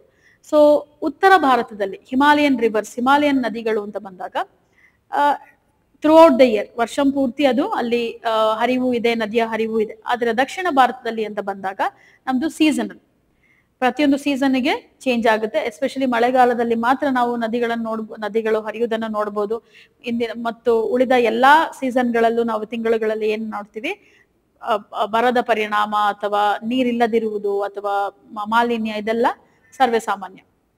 ಸೊ ಈಗ ಈ ಒಂದು ಸಮಸ್ಯೆಯನ್ನು ಬಗೆಹರಿಸಲು, ನೀರಿನ ಅಭಾವ ಆಗಿರ್ಬೋದು ಅಥವಾ ಕನಿಷ್ಠ ಮಳೆ ಆಗಿರ್ಬೋದು ಅಥವಾ ಅನಾವೃಷ್ಟಿ, ಅತಿವೃಷ್ಟಿ, ಈ ಒಂದು ಸಮಸ್ಯೆಯನ್ನು ಬಗೆಹರಿಸಲು ಮತ್ತು ಈ ನದಿಗಳ ನೀರನ್ನು ವಿಸ್ತರಣೆ ಅಥವಾ ಅದನ್ನು ಜೋಡಣೆ ಮಾಡಲು ಈ ಒಂದು ಯೋಜನೆ ಭಾರತ ಸರ್ಕಾರವು ಕೈಗೊಂಡಿದೆ. ಸೊ ಇದನ್ನು ಬರಿಬೇಕಾದ್ರೆ ನೀವು ಕೆಲವೊಂದು ಉದಾಹರಣೆಗಳನ್ನು ಸೇರಿಸಿ ಬರಿಬಹುದು. For example, Ken Betwa river interlinking project, Ken ಮತ್ತು ಬೆಟ್ವಾ ನದಿಗಳ ಯೋಜನೆ ಎಲ್ಲಿ, ಮಧ್ಯಪ್ರದೇಶದಲ್ಲಿ. ಮಹಾನದಿ ಗೋದಾವರಿ. ಸೊ ಈ ಒಂದು ಉದಾಹರಣೆಗಳು, ಕೃಷ್ಣ ಗೋದಾವರಿ, ಈ ಒಂದು ಉದಾಹರಣೆಗಳನ್ನು ಬರೆದು ನೀವು ಇಂಟ್ರೊಡಕ್ಷನ್ ನ ಕನ್ಕ್ಲೂಡ್ ಮಾಡಬಹುದು. ಫಸ್ಟ್ ಈ ಒಂದು ಸ್ಟಾಕ್ ರಿಯಾಲಿಟಿ ಏನು, ಪ್ರಸ್ತುತ ಏನಿದೆ ಭಾರತದ ಪರಿಸ್ಥಿತಿ, ನದಿಗಳ ಪರಿಸ್ಥಿತಿ ಅಥವಾ ಈ ಒಂದು ಯೋಜನೆ ಯಾಕೆ ಕೈಗೊಂಡಿದ್ದಾರೆ ಒಂದು ಹಿನ್ನೆಲೆ ಬರೀತೀರಾ. ನೆಕ್ಸ್ಟ್ ಕೆಲವೊಂದು ಉದಾಹರಣೆಗಳನ್ನ ಬರೀತೀರಾ. ಇಷ್ಟು ಇಂಟ್ರೊಡಕ್ಷನ್ ಪಾರ್ಟ್ ಅಲ್ಲಿ ಮುಗಿಸ್ಬೋದು. ನೆಕ್ಸ್ಟ್ ಇಲ್ಲಿ ಮೇನ್ ಆಗಿ ಅರ್ಥ ಮಾಡ್ಕೊಬೇಕು, assessing their environmental impact and sustainability concerns ಅಂತ ಕೊಟ್ಟಿದ್ದಾರೆ. ಏನಂತಂದ್ರೆ ಪರಿಸರದ ಮೇಲಿನ ಪರಿಣಾಮ ಒಂದು ಭಾಗ, ಇನ್ನೊಂದು ಸುಸ್ಥಿರತೆಯ ಕಾಳಜಿಗಳು, ಅದನ್ನ ಎರಡನ್ನೂ ಗಮನದಲ್ಲಿ ಇಟ್ಕೊಂಡು ಬರಿಬೇಕು. ಇದೇ ನಮ್ಮ body of the answer. So ಪರಿಸರದ ಮೇಲಿನ ಪರಿಣಾಮ ಏನು, ಈ ರೀತಿಯಾಗಿ ನಾವು ನದಿಗಳ ಜೋಡಣೆ ಮಾಡಿದ್ರೆ ಏನು ಪರಿಣಾಮ ಇರುತ್ತೆ ಅಂತಂದ್ರೆ, ಪುನಃ ಉದಾಹರಣೆ ಜೊತೆ ಬರೆಯೋದಾದ್ರೆ, Ken Betwa interlinking project, river interlinking project ಅಲ್ಲಿ ಏನಾಯ್ತು, ಇಲ್ಲಿ ಇರುವಂತ ಹುಲಿ ಸಂರಕ್ಷಣಾ ಪ್ರದೇಶ ಅಥವಾ ಟೈಗರ್ ರಿಸರ್ವ್ ಏನಿದೆ ಅದರ ಮೇಲೆ ಪರಿಣಾಮ ಬೀರುತ್ತೆ. ಯಾಕೆ ಅಂತಂದ್ರೆ interlinking project is not simply connect ಮಾಡಿ ಎರಡು ರಿವರ್ ಚಾನಲ್ಸ್ ನ ಕನೆಕ್ಟ್ ಮಾಡುವಂತದ್ದಲ್ಲ ಅಲ್ವಾ. So can Betwa is one good example, we can note down that as well. ಉದಾಹರಣೆ ಜೊತೆ ಬರೆದ್ರೆ ನಿಮ್ಗೆ ಅದನ್ನ ಎಲಾಬರೇಟ್ ಮಾಡಕ್ಕೆ ಈಸಿ ಆಗುತ್ತೆ. So this is one good example wherein we can mention about Madhya Pradesh. ಇಲ್ಲಿ ಇರುವಂತ ಪ್ರೊಟೆಕ್ಟೆಡ್ ಏರಿಯಾಸ್, ಸಂರಕ್ಷಣಾ ವಲಯಗಳು ಏನಾಯ್ತು ಎಫೆಕ್ಟ್ ಆಗುತ್ತೆ ಅಂತ ಅಂದ್ಬಿಟ್ಟು ಪರಿಸರವಾದಿಗಳ ಒಂದು ತರ್ಕ. So environmentalist were concerned about this particular project because it could damage the in and around ecosystems where tigers are present. Apart from that ಇನ್ನೊಂದು ಪರಿಣಾಮ ಏನು ಅಂತಂದ್ರೆ ಡಿಸ್ಪ್ಲೇಸ್ಮೆಂಟ್ ಆಫ್ ದ ಪೀಪಲ್. ಯಾವಾಗ ನದಿಗಳ ಜೋಡಣೆ ಇದ್ರ ಬಗ್ಗೆ ನಾವು ಮಾತಾಡ್ತೀವಿ, ಸುತ್ತಮುತ್ತ ಇರುವಂತ ಸಮುದಾಯ ಅಥವಾ ಬುಡಕಟ್ಟು ಜನಾಂಗ ಆಗಿರ್ಬೋದು, ಇಲ್ಲಿ ಇನ್ಫ್ರಾಸ್ಟ್ರಕ್ಚರ್, ಇಲ್ಲಿ ನಿರ್ಮಾಣ ಮಾಡಲಾಗದಂತ ಅಣೆಕಟ್ಟಾಗಿರ್ಬೋದು ಅಥವಾ ಚಾನೆಲ್ಸ್ ಗಳಾಗಿರ್ಬೋದು, ಅದನ್ನು ನಿರ್ಮಾಣ ಮಾಡುವ ನಿಟ್ಟಿನಲ್ಲಿ ಅಲ್ಲಿ ಸುತ್ತಮುತ್ತ ಇರುವಂತ ಜನರನ್ನ ಅಲ್ಲಿಂದ ವಲಸೆ ಹೋಗುವಂತೆ ಅಥವಾ ಆ ಜಾಗವನ್ನು ಬಿಟ್ಟು ಕೊಡುವಂತೆ ಕೇಳ್ಬೋದು. ಡಿಸ್ಪ್ಲೇಸ್ಮೆಂಟ್ ಆಗುತ್ತೆ. ಸೊ ಅವರ ಸ್ವಸ್ಥಾನದಿಂದ ಬೇರೆ ಸ್ಥಳಕ್ಕೆ ಹೋಗುವಂತೆ ಅವರಿಗೆ ಒಂದು ಏನು ಪ್ರೆಷರ್ ಇರ್ಬೋದು, ಒತ್ತಡ ಇರ್ಬೋದು. ಸೊ ಅದನ್ನ ಇಲ್ಲಿ ನಾವು ಬರಿಬಹುದು. Displacement can be there. That is one problem. ಸಮಸ್ಯೆಗಳನ್ನ ನಾವು ಇಲ್ಲಿ ಲಿಸ್ಟ್ ಮಾಡ್ತಾ ಇದೀವಿ. ಓಕೆ. ಸೊ ಕೆನ್ ಬೆಟ್ವಾದಲ್ಲಿ ಏನಾಯ್ತು ಅಂತಂದ್ರೆ, ಹುಲಿ ಸಂರಕ್ಷಣಾ ವಲಯಗಳಲ್ಲಿ ಅಲ್ಲಿ ಹುಲಿ ಸಂರಕ್ಷಣೆಗೆ ಅದು ತೊಂದರೆ ಆಗುತ್ತೆ. ಯಾಕೆಂತಂದ್ರೆ ಇಲ್ಲಿ ಕನ್ಸ್ಟ್ರಕ್ಷನ್ ಆಗಿರ್ಬೋದು ಅಥವಾ ಜನರು ಓಡಾಡುವ ಸ್ಥಳ ಆಗಿರ್ಬೋದು, ಅದು ಒಂದಲ್ಲ ಒಂದು ರೀತಿಯಲ್ಲಿ ಮಾಲಿನ್ಯ ಆಗಿರ್ಬೋದು. ಇದರಿಂದ ಈ ಹುಲಿಗಳ ಸಂಖ್ಯೆಗೆ ತೊಂದರೆ ಆಗ್ಬೋದು ಅಂತ ಬರಿಬಹುದು. Next, displacement of the people. Then unpredictability of season. So ಅದೇನು ಅಂತಂದ್ರೆ, ಇಷ್ಟೊಂದೆಲ್ಲ ಖರ್ಚುಗಳನ್ನ ಮಾಡಿದ ನಂತರ ಏನಾಗುತ್ತೆ ಅಂತಂದ್ರೆ, ಆ ವರ್ಷ ಅಲ್ಲಿ ಮಳೆ ಇಲ್ಲದಿರ್ಬೋದು ಅಥವಾ ಪ್ರಕೃತಿ ವಿಕೋಪ ಆಗ್ಬೋದು. ನಾವು ಮಾಡಿ ಎಲ್ಲ ಖರ್ಚನ್ನು ಮಾಡಿ ಸಹ ಇಲ್ಲಿ ಯಾವುದೇ ಒಂದು ನದಿಯ ಹರಿವು ಇಲ್ಲ ಅಂತ ಅಂದ್ರೆ ಏನು ಪ್ರಯೋಜನ ಆಗೋದಿಲ್ಲ. So unpredictability of the season can also be very important concern when it comes to river interlinking project. So ಇದನ್ನು ಹೊರತುಪಡಿಸಿದ್ರೆ we can also write about displaced biodiversity. Biodiversity can also be affected. ಜೈವಿಕ ವೈವಿಧ್ಯತೆಯ ಮೇಲೆ ಪರಿಣಾಮ ಬೀರುತ್ತೆ. Because ಯಾವುದೇ ಒಂದು ಮಾನವ ನಿರ್ಮಿತ ಅಥವಾ ಮಾನವನ ಚಟುವಟಿಕೆಗಳು ಇದ್ದಲ್ಲಿ ಅಲ್ಲಿರುವಂತ ಕೆಲವೊಂದು ಜೀವಿಗಳು, ಅಲ್ಲೇ ಇರುವಂತ ಏನು ಇಂಡಿಜಿನಸ್ ಆರ್ಗ್ಯಾನಿಸಮ್ಸ್ ಅಂತ ನಾವೇನು ಕರಿತೀವಿ, ನೇಟಿವ್ ಸ್ಪೀಶೀಸ್ ಅಲ್ವಾ. ಸೊ ಎಂಡೆಮಿಕ್ ಸ್ಪೀಶೀಸ್ ಅಂತ ಏನು ಕರಿತೀವಿ, ಸ್ಥಳೀಯ ಜೀವಿಗಳಿಗೆ ಅಥವಾ ಸ್ಥಳೀಯ ವನ್ಯಜೀವಿಗಳಿಗೆ ತೊಂದರೆ ಆಗುವ ಸಾಧ್ಯತೆ ಇರುತ್ತೆ. ಸೊ ಇಷ್ಟು ನಮಗೆ ಸಮಸ್ಯೆಗಳು ಅದರಲ್ಲಿ ನಾವು ಬರಿಬಹುದು. ಸಮಸ್ಯೆಗಳು ಒಂದು. ಇನ್ನೊಂದು ಅಥವಾ ಪರಿಣಾಮ ಒಂದು, ಸುಸ್ಥಿರತೆಯ ಕಾಳಜಿಗಳನ್ನು ಗಮನದಲ್ಲಿರಿಸಿಕೊಂಡು ಏನು ಈ ಒಂದು ಕಾರ್ಯಸಾಧ್ಯತೆಯನ್ನು ಪರಿಶೀಲಿಸಿ ಅಂತ ಕೊಟ್ಟಿದ್ದಾರೆ. So we have to write sustainability concerns as well. So ಇಲ್ಲಿ ಏನ್ ಮಾಡ್ತೀವಿ, ಈ ನದಿಗಳ ಜೋಡಣೆ ಮಾಡಿದಾಗ ಯಾವ್ದೆಲ್ಲ ನಾವು ಜ್ಞಾಪಕದಲ್ಲಿ ಇಟ್ಕೋಬೇಕಂದ್ರೆ, ಅದೊಂದು ಇರಿಗೇಷನ್ ಆಗಿರ್ಬೋದು, ನೀರಾವರಿ ಬಗ್ಗೆ ಆಗಿರ್ಬೋದು, ಅಥವಾ ಅಲ್ಲಿ ಸುತ್ತಮುತ್ತ ಸಮುದಾಯದ ಮೇಲೆ ಹೇಗೆ ಪರಿಣಾಮ ಬೀರುತ್ತೆ. ಸೊ ಎಷ್ಟೋ ಸಲ ನಮ್ಮ ಇಲ್ಲಿ ತನಕ ಬರೀ ಅಣೆಕಟ್ಟುಗಳಲ್ಲೇ ಎಷ್ಟೋ ಅಣೆಕಟ್ಟುಗಳನ್ನು ಕಟ್ಟಿದಾಗ ಎಷ್ಟೋ ಪ್ರಾಬ್ಲಮ್ಸ್, ಹಿಂದೆನೂ ನಾವು ಎಷ್ಟೋ ಸಮಸ್ಯೆಗಳನ್ನು ಎದುರಿಸಿದೆ. ಜನರು ಅದಕ್ಕೆ ತಯಾರಿಲ್ಲ. ಸೊ ಅವೇರ್ನೆಸ್ ಇರಲ್ಲ. ಸೊ ಇದರಿಂದಾಗಿ ಇದು ಎಷ್ಟು ಪ್ರಾಕ್ಟಿಕಲ್, ಎಷ್ಟು ರಿಯಾಲಿಟಿಗೆ ಅಥವಾ ನೈಜತೆಗೆ ಹತ್ತಿರವಾಗಿದೆ ಅಂತ ನೋಡುವಂತ ಒಂದು ಏನೋ ಉದ್ದೇಶವನ್ನು ಇಟ್ಕೊಂಡಿರ್ಬೇಕಾಗುತ್ತೆ ಸರ್ಕಾರ. ಅದನ್ನ ನೋಡ್ಬೇಕಾಗುತ್ತೆ. ಅದನ್ನ ನೀವು ಸಸ್ಟೈನಬಿಲಿಟಿ ಅದರ ಕೆಳಗೆ ಬರಿಬಹುದು. ಮತ್ತು ಈ ರಿವರ್ ಇಂಟರ್ಲಿಂಕಿಂಗ್, ಭಾರತದ ನದಿಗಳ ಜೋಡಣೆ ಮಾಡಿದ ತಕ್ಷಣ ಈ ದಕ್ಷಿಣ ಭಾಗದಲ್ಲಿ ಇರುವಂತ ನದಿಗಳಲ್ಲಿ ಇರುವಂತ ಸಮಸ್ಯೆಗಳು ಬಗೆಹರಿಯುತ್ತಾ ಇಲ್ವಾ ಅನ್ನೋಂತ ಒಂದು ಪ್ರಾಕ್ಟಿಕಾಲಿಟಿ ಇನ್ನು ನಮ್ಗೆ ಬಂದಿಲ್ಲ. ಸೊ ಇದರಿಂದ ಖರ್ಚು ವೆಚ್ಚ ಎಲ್ಲ ಇರುತ್ತೆ. ಮತ್ತು ಇದರಿಂದ ಆಗುವಂತ ಸಮಸ್ಯೆಗಳಂದ್ರೆ ನಷ್ಟ ಇರುತ್ತೆ. ಯಾಕಂದ್ರೆ ಸುತ್ತಮುತ್ತ ಇರುವಂತ ಪ್ರಕೃತಿ ವಿಕೋಪಗಳಾಗಬಹುದು. ಸೊ ಇದನ್ನೆಲ್ಲವನ್ನು ತಡೆಗಟ್ಟಲು ಕಮ್ಯುನಿಟಿ ಪಾರ್ಟಿಸಿಪೇಷನ್ ಅಂತ ನಾವು ಕರಿತೀವಿ. ಸಮುದಾಯಗಳ ಅಥವಾ ಜನರ ಒಂದು ಕೋಆಪರೇಷನ್, ಸಹಕಾರ ಬೇಕಾಗುತ್ತೆ. ಅಲ್ಲಿರುವಂತ ಜನರಿಗೂ ಏನು ಬೇಕು ಅನ್ನುವಂಥದ್ದನ್ನ ನಾವು ತಿಳ್ಕೊಂಡು ಅಥವಾ ಸರ್ಕಾರವು ತಿಳ್ಕೊಂಡು ಮಾಡಿದ್ರೆ ಮಾತ್ರ ಇದು ಒಂದು ಯಶಸ್ಸುಬದ್ಧ ಒಂದು ಕಾರ್ಯಕ್ರಮವಾಗಿ ಮಾರ್ಪಾಡಾಗುತ್ತೆ. ಸೊ ಇಲ್ಲಿ ತನಕ ಮಾಡಿದಂತ ಎಲ್ಲಾ ಯೋಜನೆಗಳಲ್ಲಿ ಕೆಲವೊಂದು ಲೂಪ್ ಹೋಲ್ಸ್ ಇದ್ದೇ ಇರುತ್ತೆ, ಕೆಲವೊಂದು ಸಮಸ್ಯೆಗಳು ಇದ್ದೇ ಇರುತ್ತೆ. ಸೊ ಕನ್ಕ್ಲೂಷನ್ ಅಲ್ಲಿ ಬರಿಬೇಕಾದ್ರೆ ಇದು ಒಂದು ಒಳ್ಳೆಯ ಯೋಜನೆಯಾಗಿದ್ದು, ಆದರೆ ಸುಸ್ಥಿರ ಅಭಿವೃದ್ಧಿಯ ಎಡೆಗೆ ನಡೆದರೆ ಮಾತ್ರ ಇದು ನಮಗೆ ಸಹಾಯ ಆಗುತ್ತೆ ಅಂತಂದು ನೀವು ಅದನ್ನ ಮುಕ್ತಾಯಗೊಳಿಸಬಹುದು, ಕನ್ಕ್ಲೂಡ್ ಮಾಡಬಹುದು. Let's move on to the next question.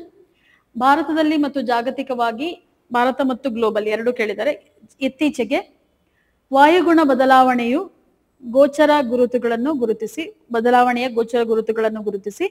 ವಾಯುಗುಣ ಬದಲಾವಣೆಯ ಸವಾಲುಗಳಿಗೆ ಭಾರತದ ಸಿದ್ಧತೆಯನ್ನು ವಿಶ್ಲೇಷಿಸಿ, ಇದು ಎರಡನೇ ಭಾಗ. ಮತ್ತು ವಾಯುಗುಣ ಬದಲಾವಣೆಯನ್ನು ಮೆಟ್ಟಿ ನಿಲ್ಲಲು ಕ್ರಮಗಳನ್ನು ಸೂಚಿಸಿ. ಸೊ 3 ಡಿವಿಷನ್ಸ್ ಇದೆ, ಇಲ್ಲಿ 3 ಭಾಗ ಇದೆ. ಸೊ ಏನಂತಂದ್ರೆ, identify recent visible science of climate change in India and global level ಎರಡೂ ಕೇಳಿದ್ದಾರೆ, ಭಾರತದಲ್ಲಿ ಮತ್ತು ಜಾಗತಿಕ ಮಟ್ಟದಲ್ಲಿ ಕೇಳಿರುವಂತದ್ದು. ಮತ್ತು ಅನಲೈಸ್ ಇಂಡಿಯಾಸ್ ಪ್ರಿಪೇರ್ಡ್ನೆಸ್, ಭಾರತವು ಎಷ್ಟು ಸಿದ್ಧವಾಗಿದೆ ಈ ಒಂದು ಕ್ಲೈಮೇಟ್ ಚೇಂಜ್ಗೆ. Okay. And suggest measures to enhance climate resilience ಅಂದ್ರೆ ಫೈಟಿಂಗ್ ಬ್ಯಾಕ್, ಅದನ್ನು ತಡೆಗಟ್ಟುವುದು ಹೇಗೆ, ನಾವು ಎಷ್ಟು ಸಿದ್ಧವಾಗಿದ್ದೀವಿ ಮತ್ತು ಬೇರೆ ಉಳಿದಂತ ಯೋಜನೆಗಳು ಏನಿರ್ಬೋದು ಅಂತ ಕೇಳಿದ್ದಾರೆ. ಸೊ ಪ್ರಾರಂಭದಲ್ಲೇ ನಮಗೆ ಎರಡರ ಕಂಪ್ಯಾರಿಸನ್ ಕೊಟ್ಟಿರೋದ್ರಿಂದ ಭಾರತ ಮತ್ತು ಜಾಗತಿಕ ಮಟ್ಟದಲ್ಲಿ India and its global level it is already been given. So we can start with some examples, ಉದಾಹರಣೆಗಳೊಂದಿಗೆ ನಾವು ಶುರು ಮಾಡ್ಬೋದು. ಸೊ ಭಾರತದಲ್ಲಿ ಈ ಒಂದು ಕ್ಲೈಮೇಟ್ ಚೇಂಜ್ ಅಂತ ಅಂದಾಗ ಕೆಲವೊಂದು ವಿಕೋಪಗಳು ಅಥವಾ ಪ್ರಕೃತಿಯಲ್ಲಿ ನಾವು ನೋಡ್ತಿರುವಂತದ್ದು ಹೀಟ್ ವೇವ್ಸ್ ಆಗಿರ್ಬೋದು, ಉಷ್ಣದ ಅಲೆಗಳು, ಹೀಟ್ ವೇವ್ಸ್ ಅಂತ ಕರಿತೀವಿ, ಅಥವಾ ಫ್ಲಡ್ಸ್ ಆಗಿರ್ಬೋದು, ನೆರೆ ಆಗಿರ್ಬೋದು, ಬರಗಾಲ ಆಗಿರ್ಬೋದು, ಅದನ್ನೆಲ್ಲ ಕೆಲವೊಂದು ಪ್ರದೇಶಗಳ ಹೆಸರಿನ ಜೊತೆ ನೀವು ಶುರು ಮಾಡ್ಬೋದು ಇಂಟ್ರೊಡಕ್ಷನ್ ಅಲ್ಲಿ. Because as it is 250 words, you have more scope to write answer. Okay, India has witnessed in past few years various challenges when it comes to climate change. It can be melting glaciers in Himalayas, ಅಲ್ಲಿಂದ ಶುರು ಮಾಡಿ next 2024ರಲ್ಲಿ ಕಳೆದ ವರ್ಷದಲ್ಲಿ ನಾವು ನೋಡಿರ್ಬೋದು highest recorded temperature 48 degrees Celsius in India, especially in Rajasthan and even in Pakistan also. So you are comparing India and global level, ಎರಡೂ ಬರುತ್ತೆ ಇದರಲ್ಲಿ. ಯಾಕಂದ್ರೆ ಒಂದು ಕಡೆಗೆ ಮಾತ್ರ ನಾವು ಫೋಕಸ್ ಮಾಡೋದಲ್ಲ, ಪ್ರಶ್ನೆಯಲ್ಲಿ ಕೇಳುವ ಪ್ರಕಾರವೇ ನಾವು ಉದಾಹರಣೆಗಳನ್ನು ತೆಗೆದುಕೊಳ್ಬೇಕಾಗುತ್ತೆ. So India and Pakistan both, 48 degrees Celsius is the highest recorded temperature so far in 2024, which is very high, almost touching 50 degree. Delhi allinu ashte agittu, 48-49 degrees Celsius agittu last summer alli. So the heat waves, many died because of heat waves, not only in Delhi, also in Chennai. And in Pacific countries, some of the island countries in the Pacific Ocean also face the same challenge of heat waves anta baribodu. Next, globally ಇನ್ನೊಂದು ಮಾತಾಡೋದಾದ್ರೆ East Antarctica, ಪೂರ್ವ Antarctic ಭಾಗದಲ್ಲಿ ಸರಾಸರಿ ತಾಪಮಾನಕ್ಕಿಂತ ಹೆಚ್ಚಾಗಿ, average ಟೆಂಪರೇಚರ್ಗಿಂತ ಹೆಚ್ಚಾಗಿ +10 degrees Celsius, 10 degrees Celsius ಹೆಚ್ಚಳ Antarctic ಭಾಗದಲ್ಲಿ ನಾವು ನೋಡಿದ್ವಿ. ಸೊ ಇದನ್ನೆಲ್ಲ ಎಕ್ಸಾಂಪಲ್ಸ್ ಬರೀತೀರಾ. ನಾನು ಕೆಲವೊಂದು ಎಕ್ಸಾಂಪಲ್ಸ್ ಹೇಳಿದ್ದೀನಿ. ಸೊ ಇನ್ನೂ ಹೆಚ್ಚು ಎಕ್ಸಾಂಪಲ್ಸ್ ಗಳನ್ನ, ಉದಾಹರಣೆಗಳನ್ನ ನೀವು ಇಂಟ್ರೊಡಕ್ಷನ್ ಪಾರ್ಟ್ ಅಲ್ಲಿ ಆಡ್ ಮಾಡ್ತೀರಾ when question is given like this. Okay, ನಂತರ ಇದು ಬರೆದ ನಂತರ ಭಾರತದಲ್ಲಿ ಈಗಾಗಲೇ ಹಲವಾರು ಭಾಗದಲ್ಲಿ ಹಲವಾರು ಕ್ರಮಗಳನ್ನು ನಾವು ತೆಗೆದುಕೊಂಡಿದ್ದೀವಿ. ಅರ್ಲಿ ವಾರ್ನಿಂಗ್ ಸಿಸ್ಟಮ್ ಅಂತ ನಾವು ಕರಿತೀವಿ. Early warning systems are necessary so that people are alerted. ಜಾಗೃತಿ ಮೂಡಿಸುವಲ್ಲಿ ಭಾರತ ಸರ್ಕಾರವು ಹಲವಾರು ಯೋಜನೆಗಳನ್ನು, ವೆದರ್ ಫೋರ್ಕಾಸ್ಟಿಂಗ್ ಡಿಪಾರ್ಟ್ಮೆಂಟ್ ಆಗಿರ್ಬೋದು ಅಥವಾ ಅರ್ತ್ ಸೈನ್ಸ್ ಡಿಪಾರ್ಟ್ಮೆಂಟ್ ಆಗಿರ್ಬೋದು, ಹಲವಾರು ವಿಧಗಳಲ್ಲಿ ಬೇರೆ ಬೇರೆ ರೀತಿಯಲ್ಲಿ ಜಾಗೃತಿ ಮೂಡಿಸ್ತಾ ಇದೆ. ಜಾಗೃತಿ ಅಂತಂದ್ರೆ ಆ ಒಂದು ಸಮಯದಲ್ಲಿ ಬೇಕಾಗಿರುವಂತ ಪ್ರಿಕಾಷನ್ಸ್, ಏನೆಲ್ಲ ಕ್ರಮಗಳನ್ನು ಕೈಗೊಳ್ಳಬಹುದು, ಅದು ಡಿಸ್ಟ್ರಿಕ್ಟ್ ಲೆವೆಲ್ ಇಂದ ಸ್ಟಾರ್ಟ್ ಆಗಿ ಜಿಲ್ಲಾ ಮಟ್ಟದಿಂದ ಶುರುವಾಗಿ ಕೇಂದ್ರ ಸರ್ಕಾರ ತನಕ ಎಲ್ಲ ಒಂದು ಜಾಗೃತಿ ಮೂಡಿಸುವಲ್ಲಿ ಅದು ಏನು ಮುಂದುವರಿತಾ ಇದೆ ಅಂತ ಹೇಳ್ಬೋದು, ಪ್ರಯತ್ನ ಪಡ್ತಾ ಇದೆ ಅಂತ ಹೇಳ್ಬೋದು. ಸೊ ಮೊದಲನೆಯ ಭಾಗದಲ್ಲಿ ನಾನು ಈಗಾಗಲೇ ಹೇಳಿದ ಹಾಗೆ ನಾವು ಉದಾಹರಣೆಗಳನ್ನು ತೆಗೆದುಕೊಳ್ತೀವಿ. ಅದೇ ನಮ್ಮ ಇಂಟ್ರೊಡಕ್ಷನ್ ಪಾರ್ಟ್ ಈ ಆನ್ಸರ್ ಅಲ್ಲಿ. Next part is India's preparedness for climate change. ಭಾರತವು ಎಷ್ಟು ಸಿದ್ಧವಾಗಿದೆ ಈ ಒಂದು ಹವಾಮಾನ ಬದಲಾವಣೆಗೆ. ನಾವು ಎಷ್ಟೋ ಒಂದು ಸಮ್ಮೇಳನದಲ್ಲಿ ಭಾಗವಹಿಸ್ತಿರ್ತೀವಿ. ಅಂದ್ರೆ ಭಾರತವು ಸುಮಾರು ಎಲ್ಲಾ ಪರಿಸರಕ್ಕೆ ಸಂಬಂಧಪಟ್ಟಂತ ಎಲ್ಲಾ ಸಮ್ಮೇಳನದಲ್ಲಿ ಒಂದು ಸದಸ್ಯ ರಾಷ್ಟ್ರವಾಗಿದೆ. India is a member country in most of the environmental related conventions, especially ನಮ್ಮ ಪ್ಯಾರಿಸ್ ಅಗ್ರಿಮೆಂಟ್ ಆಗಿರ್ಬೋದು. So we are part of it, we are signatory. So ನಮ್ಮಲ್ಲಿ ಇರುವಂತ ಎಲ್ಲಾ ಒಂದು ಯೋಜನೆಗಳನ್ನು ನಾವು, ಅಥವಾ ಪ್ಯಾರಿಸ್ ಅಗ್ರಿಮೆಂಟಿನ ಪ್ರಕಾರ ನಾವು ಭಾರತದ ಮಟ್ಟದಲ್ಲಿ, ಕೇಂದ್ರ ಮಟ್ಟದಿಂದ ರಾಜ್ಯ ಮಟ್ಟದ ತನಕ ಎಷ್ಟಾಗುತ್ತೋ ಅಷ್ಟು ನಾವು ಆ ಯೋಜನೆಗಳನ್ನು ಅಳವಡಿಸಿಕೊಳ್ತಾ ಇದೀವಿ. ಅದು ಬೇರೆ ಯಾವುದೇ ಆಗಿರ್ಬೋದು. ಕ್ಲೈಮೇಟ್ ಚೇಂಜ್ ಅನ್ನ ಟ್ಯಾಕಲ್ ಮಾಡೋದು ಅಂತ ಅಂದಾಗ ಎಕೋ ಟೂರಿಸಂ ಆಗಿರ್ಬೋದು, ಹಾಗೆ ಪ್ರವಾಸೋದ್ಯಮದಲ್ಲಿ ಕೆಲವೊಂದು ಬದಲಾವಣೆಗಳಾಗಿರ್ಬೋದು, ಅದನ್ನೆಲ್ಲ ನೀವು ಬರಿಬಹುದು ಇಲ್ಲಿ. So you can write with points as well.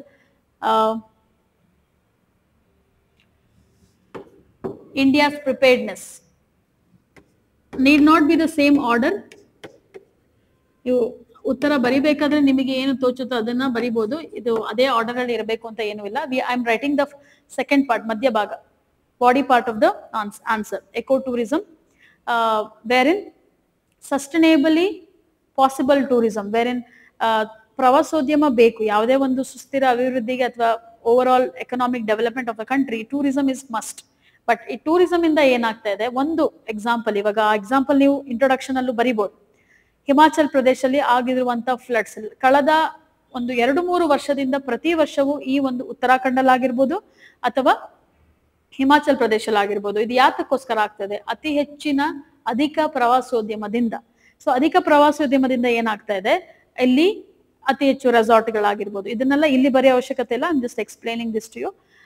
ರೆಸಾರ್ಟ್ಗಳಿಂದ, ಹೋಟೆಲ್ಗಳಿಂದ ಆಗಿರ್ಬೋದು, ಜನರ ಒಂದು ಒತ್ತಡದಿಂದ ಆಗಿರ್ಬೋದು, ಈ ಒಂದು ಭೂಕುಸಿತ, landslides, floods are very normal in Uttarakhand and Himachal Pradesh. So ecotourism can be a solution for it, wherein you give a break.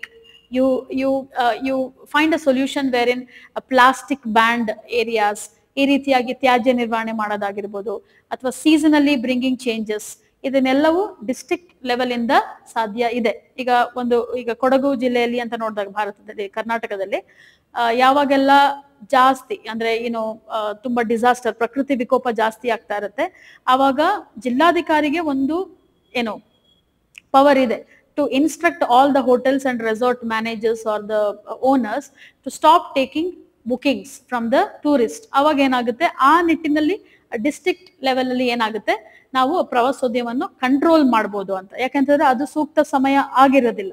So ಇದೆಲ್ಲ ಒಂದು ಸಣ್ಣ ಪುಟ್ಟ ಯೋಜನೆಗಳು ನಿಮ್ಮ ಉದಾಹರಣೆಗಳಲ್ಲಿ ಬರ್ಕೊಬಹುದು, ಎಕೋ ಟೂರಿಸಂ ಅಂತ ಬರ್ಕೊಬಹುದು. So India's preparedness is this. Then in cities like Chennai and Ahmedabad, heat action plan ಅಂತ ಮಾಡಿದ್ದಾರೆ. ಹೀಟ್ ಆಕ್ಷನ್ ಪ್ಲಾನ್ ಈ ಒಂದು ಉಷ್ಣತೆಯನ್ನು ನಿರ್ವಹಿಸಲು ಯೋಜನೆ, ಉಷ್ಣತೆಯನ್ನು ನಿರ್ವಹಿಸಲು ಯೋಜನೆ ಅಂತ ಅಂದ್ರೆ ಎಸ್ಪೆಷಲಿ 2 ಸಿಟಿಗಳಲ್ಲಿ ಮಾಡಿದ್ದಾರೆ, Chennai and Ahmedabad, to tackle heat waves. Okay, heat waves ಇಲ್ಲಿ ಏನು ಅಂತ ಅಂದ್ರೆ ಕೂಲಿಂಗ್ ಆಕ್ಷನ್ಸ್, ಅಥವಾ ಈಗ ನಾವು ನಮ್ಮ ಯಾವಾಗ ಬೇಸಿಗೆಯಲ್ಲಿ ಜಾಸ್ತಿ ಏನಾಗುತ್ತೆ ಅಂತಂದ್ರೆ ಕೂಲರ್ಸ್, AC ಇದೆಲ್ಲ ಭಾರಿ ಉಪಯೋಗ ಜಾಸ್ತಿ ಇರುತ್ತೆ. ಸೊ ಇದರಿಂದಾಗಿ ಇನ್ನೂ ಹೆಚ್ಚಾಗಿ ಹಸಿರು ಮನೆ ಅನಿಲಗಳು ಇನ್ನೂ ಹೆಚ್ಚಾಗುತ್ತೆ, ಹೀಟ್ ವೇವ್ಸ್ ಇನ್ನೂ ಜಾಸ್ತಿ ಆಗುತ್ತೆ. ಸೊ ನಿರ್ದಿಷ್ಟ ಸಮಯದಲ್ಲಿ AC ಟೆಂಪರೇಚರ್, ಕಂಟ್ರೋಲ್ಡ್ ಟೆಂಪರೇಚರ್ ಆಗಿರ್ಬೋದು, ಇದೆಲ್ಲವನ್ನು ಕೆಲವೊಂದು ನಗರಗಳಲ್ಲಿ ಅಳವಡಿಸಿಕೊಳ್ತಾ ಇದ್ದಾರೆ. This is India's preparedness towards it. Okay, ಮತ್ತು ಅದು ಮಾತ್ರ ಅಲ್ಲ, ಕೇಂದ್ರ ಸರ್ಕಾರವು ಸಹ ಇದೇ ರೀತಿ ಮಾಡ್ತಿದೆ. ಅದು ನಗರಗಳಲ್ಲೂ ಸಾಧ್ಯ. ಈಗ ಚೆನ್ನೈ, ಅಹಮದಾಬಾದ್ ಅಲ್ಲಿ ಒಂದು ಉದಾಹರಣೆ ಕೊಟ್ಟ ಹಾಗೆ ಅದು ಸಾಧ್ಯ ಇದೆ. Next social awareness, you can write. ಅದು ಎಲ್ಲಾ ಆನ್ಸರ್ ಅಲ್ಲೂ ನೀವು ಬರೀಬಹುದು. ಜಾಗೃತಿ ಮೂಡಿಸುವುದು, ಸಾಮಾಜಿಕ ಕಳಕಳಿ ಅಥವಾ social awareness, you can write. That is also an important point wherein India is prepared for, and all of the initiatives India has been taking to tackle climate change, where, for example, switching to electric vehicles, EV ಅಂತ ಏನ್ ಕರಿತೀವಿ. ಎಷ್ಟೋ ನಗರಗಳಲ್ಲಿ ಇವಾಗ ಸಾರ್ವಜನಿಕ ಸಾರಿಗೆಗಳಲ್ಲೂ ಸಹ ನಾವು, ಈಗ ಬಸ್ಗಳಲ್ಲಾಗಿರ್ಬೋದು ಅಥವಾ ಪ್ರೈವೇಟ್ ವೆಹಿಕಲ್ಸ್ ಸಹ ನಾವು ಈ ವೆಹಿಕಲ್ಸ್, ಎಲೆಕ್ಟ್ರಾನಿಕ್ ವೆಹಿಕಲ್ಸ್ ಅನ್ನ ನಾವು ನೋಡ್ತಾ ಇದೀವಿ, ಲಿಥಿಯಂ ಅಯಾನ್ ಬ್ಯಾಟರೀಸ್ ಯೂಸ್ ಮಾಡಿಕೊಂಡು. ಆದಷ್ಟು ಹಸಿರು ಮನೆ ಅನಿಲವನ್ನು ತಡೆಗಟ್ಟಲು ಭಾರತವು ಎಲ್ಲಾ ಯೋಜನೆಗಳನ್ನು ಕೈಗೊಳ್ತಾ ಇದೆ. ಅದೇ ಇಂಡಿಯಾದ ಒಂದು ಸಿದ್ಧತೆ, ಭಾರತದ ಒಂದು ಸಿದ್ಧತೆ. India's preparedness is that. So you can add even more points, and as we have one more part in the question, we will look into it. ಇನ್ನೊಂದು ಭಾಗ ಇದೆ, ಅದನ್ನ ನೋಡೋಣ. ಏನಂತಂದ್ರೆ ಕ್ರಮಗಳನ್ನು ಸೂಚಿಸಿ, ಸಿದ್ಧತೆಯನ್ನು ನಾವು ಮಾತಾಡಿರೋದು ಈಗ ಅಲ್ವಾ. ಸೊ ಕ್ರಮಗಳನ್ನು, ವಾಯುಗುಣ ಬದಲಾವಣೆಯನ್ನು ಮೆಟ್ಟಿ ನಿಲ್ಲಲು ಕ್ರಮಗಳನ್ನು ಸೂಚಿಸಿ. ಇನ್ ಜನರಲ್ ಭಾರತದ ಪ್ರಿಪೇರ್ಡ್ನೆಸ್ ಒಂದು, ಅದನ್ನು ಮೆಟ್ಟಿ ನಿಲ್ಲಲು ಏನು ಮಾಡಬೇಕು ಅಂತ. So basically again to start with, you can say that afforestation ಅಲ್ವಾ, ಸ್ಯಾಪ್ಲಿಂಗ್ಸ್, ಇಂಪ್ರೂವಿಂಗ್ ಕಾರ್ಬನ್ ಸಿಂಕ್ಸ್ ಅಂತ ಹೇಳ್ಬೋದು. ಕಾರ್ಬನ್ ಸಿಂಕ್ಸ್ ಅಂತ ಅಂದ್ರೆ it can be anything. It can be, ನಾವು ಯೂಶಲಿ ಅಂತ ಹೇಳ್ತೀವಿ, ಸಾಯಿಲ್, ಮಣ್ಣು, ಸಾಗರ, ಸಮುದ್ರ ಮತ್ತು ಅರಣ್ಯ. ಸೊ ಸ್ಪೆಸಿಫಿಕ್ ಆಗಿ ನೋಡೋದಾದ್ರೆ ಮ್ಯಾಂಗ್ರೂವ್ಸ್, ಮ್ಯಾಂಗ್ರೂವ್ ಕಾಡುಗಳು ಕಾರ್ಬನ್ ಸಿಂಕ್ ಆಗಿ ಕೆಲಸ ಮಾಡುತ್ತೆ. ವೆಟ್ಲ್ಯಾಂಡ್ಸ್,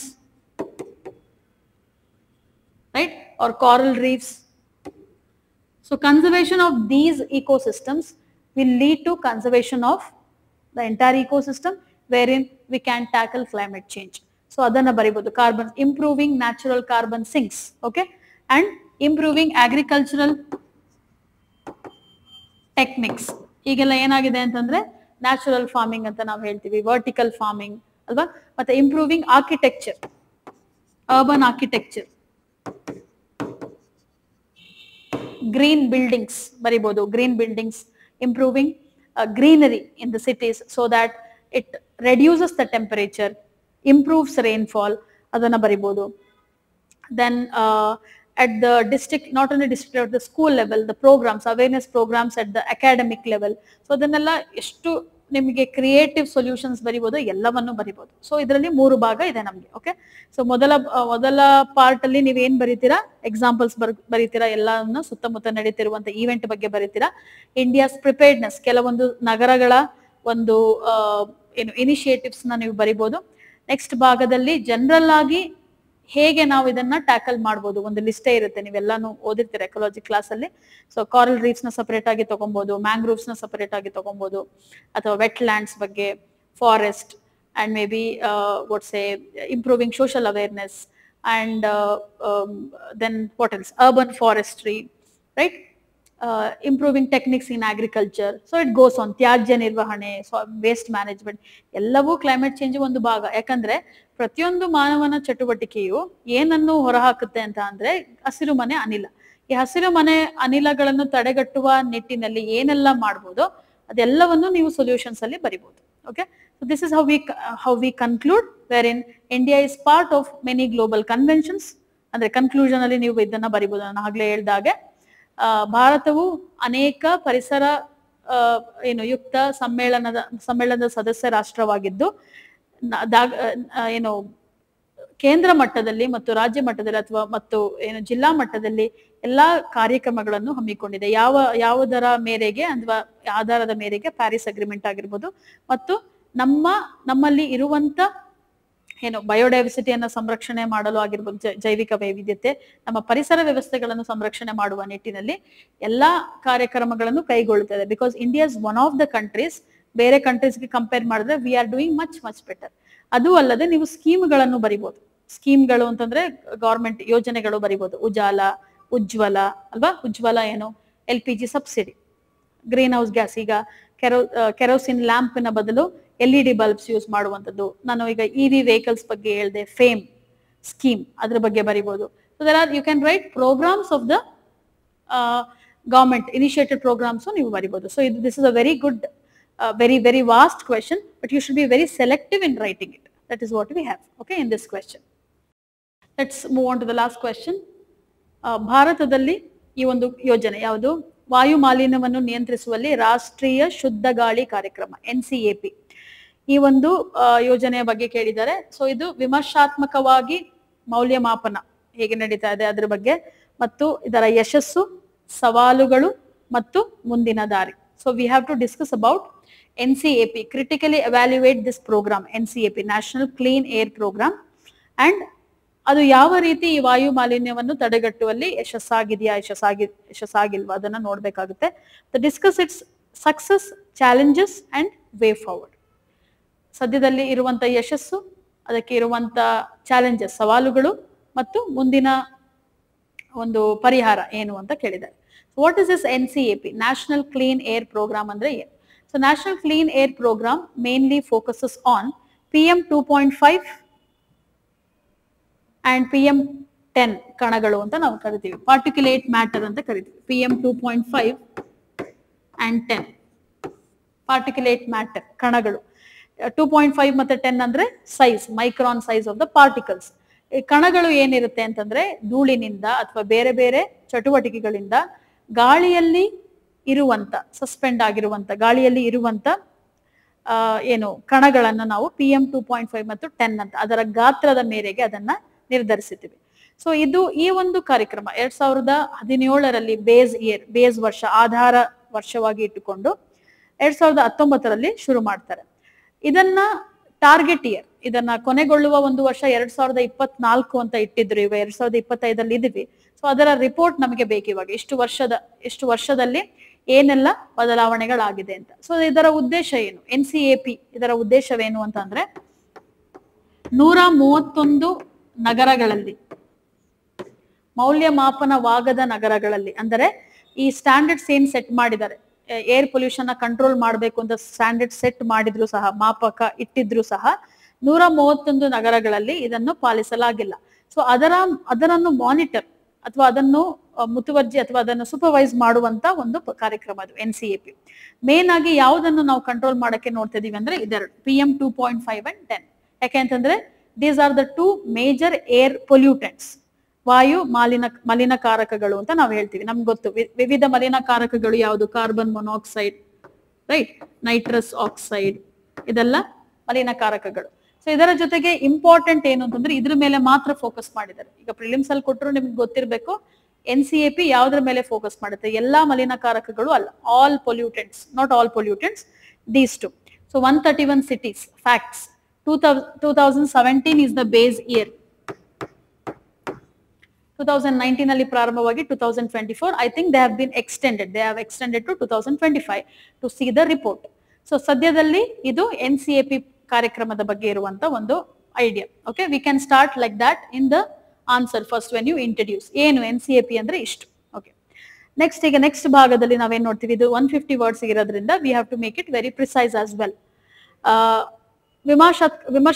ವಿಮರ್ಶಾತ್ಮಕವಾಗಿ ಮೌಲ್ಯಮಾಪನ ಮಾಡಿ ಅಂದ್ರೆ ಡಿಸ್ಕಸ್ ಇಟ್ ಸಕ್ಸಸ್ ಅಂತ ಕೊಟ್ಟಿದ್ದಾರೆ. ಎಷ್ಟು ಸಕ್ಸಸ್ಫುಲ್ ಆಗಿದೆ ಇಲ್ಲಿ ತನಕ ಅಂತ ನೋಡೋದಾದ್ರೆ ಇಟ್ ಈಸ್ ಸಕ್ಸಸ್ಫುಲ್. ಸೊ ನಗರದ ಸಿಟಿ ಲೆವೆಲ್ ಅಲ್ಲಿ ಎಲ್ಲಾ ಕಡೆ ಇದು ಏನು ಮಾನಿಟರ್ಸ್ ನಾವು ಇಟ್ಟಿರುವಂತದ್ದನ್ನ ನೋಡಿರ್ತೀವಿ, ಡಿಸ್ಪ್ಲೇ LED ಮಾನಿಟರ್ಸ್ ನ ಇಟ್ಟಿರುವಂತದ್ದು.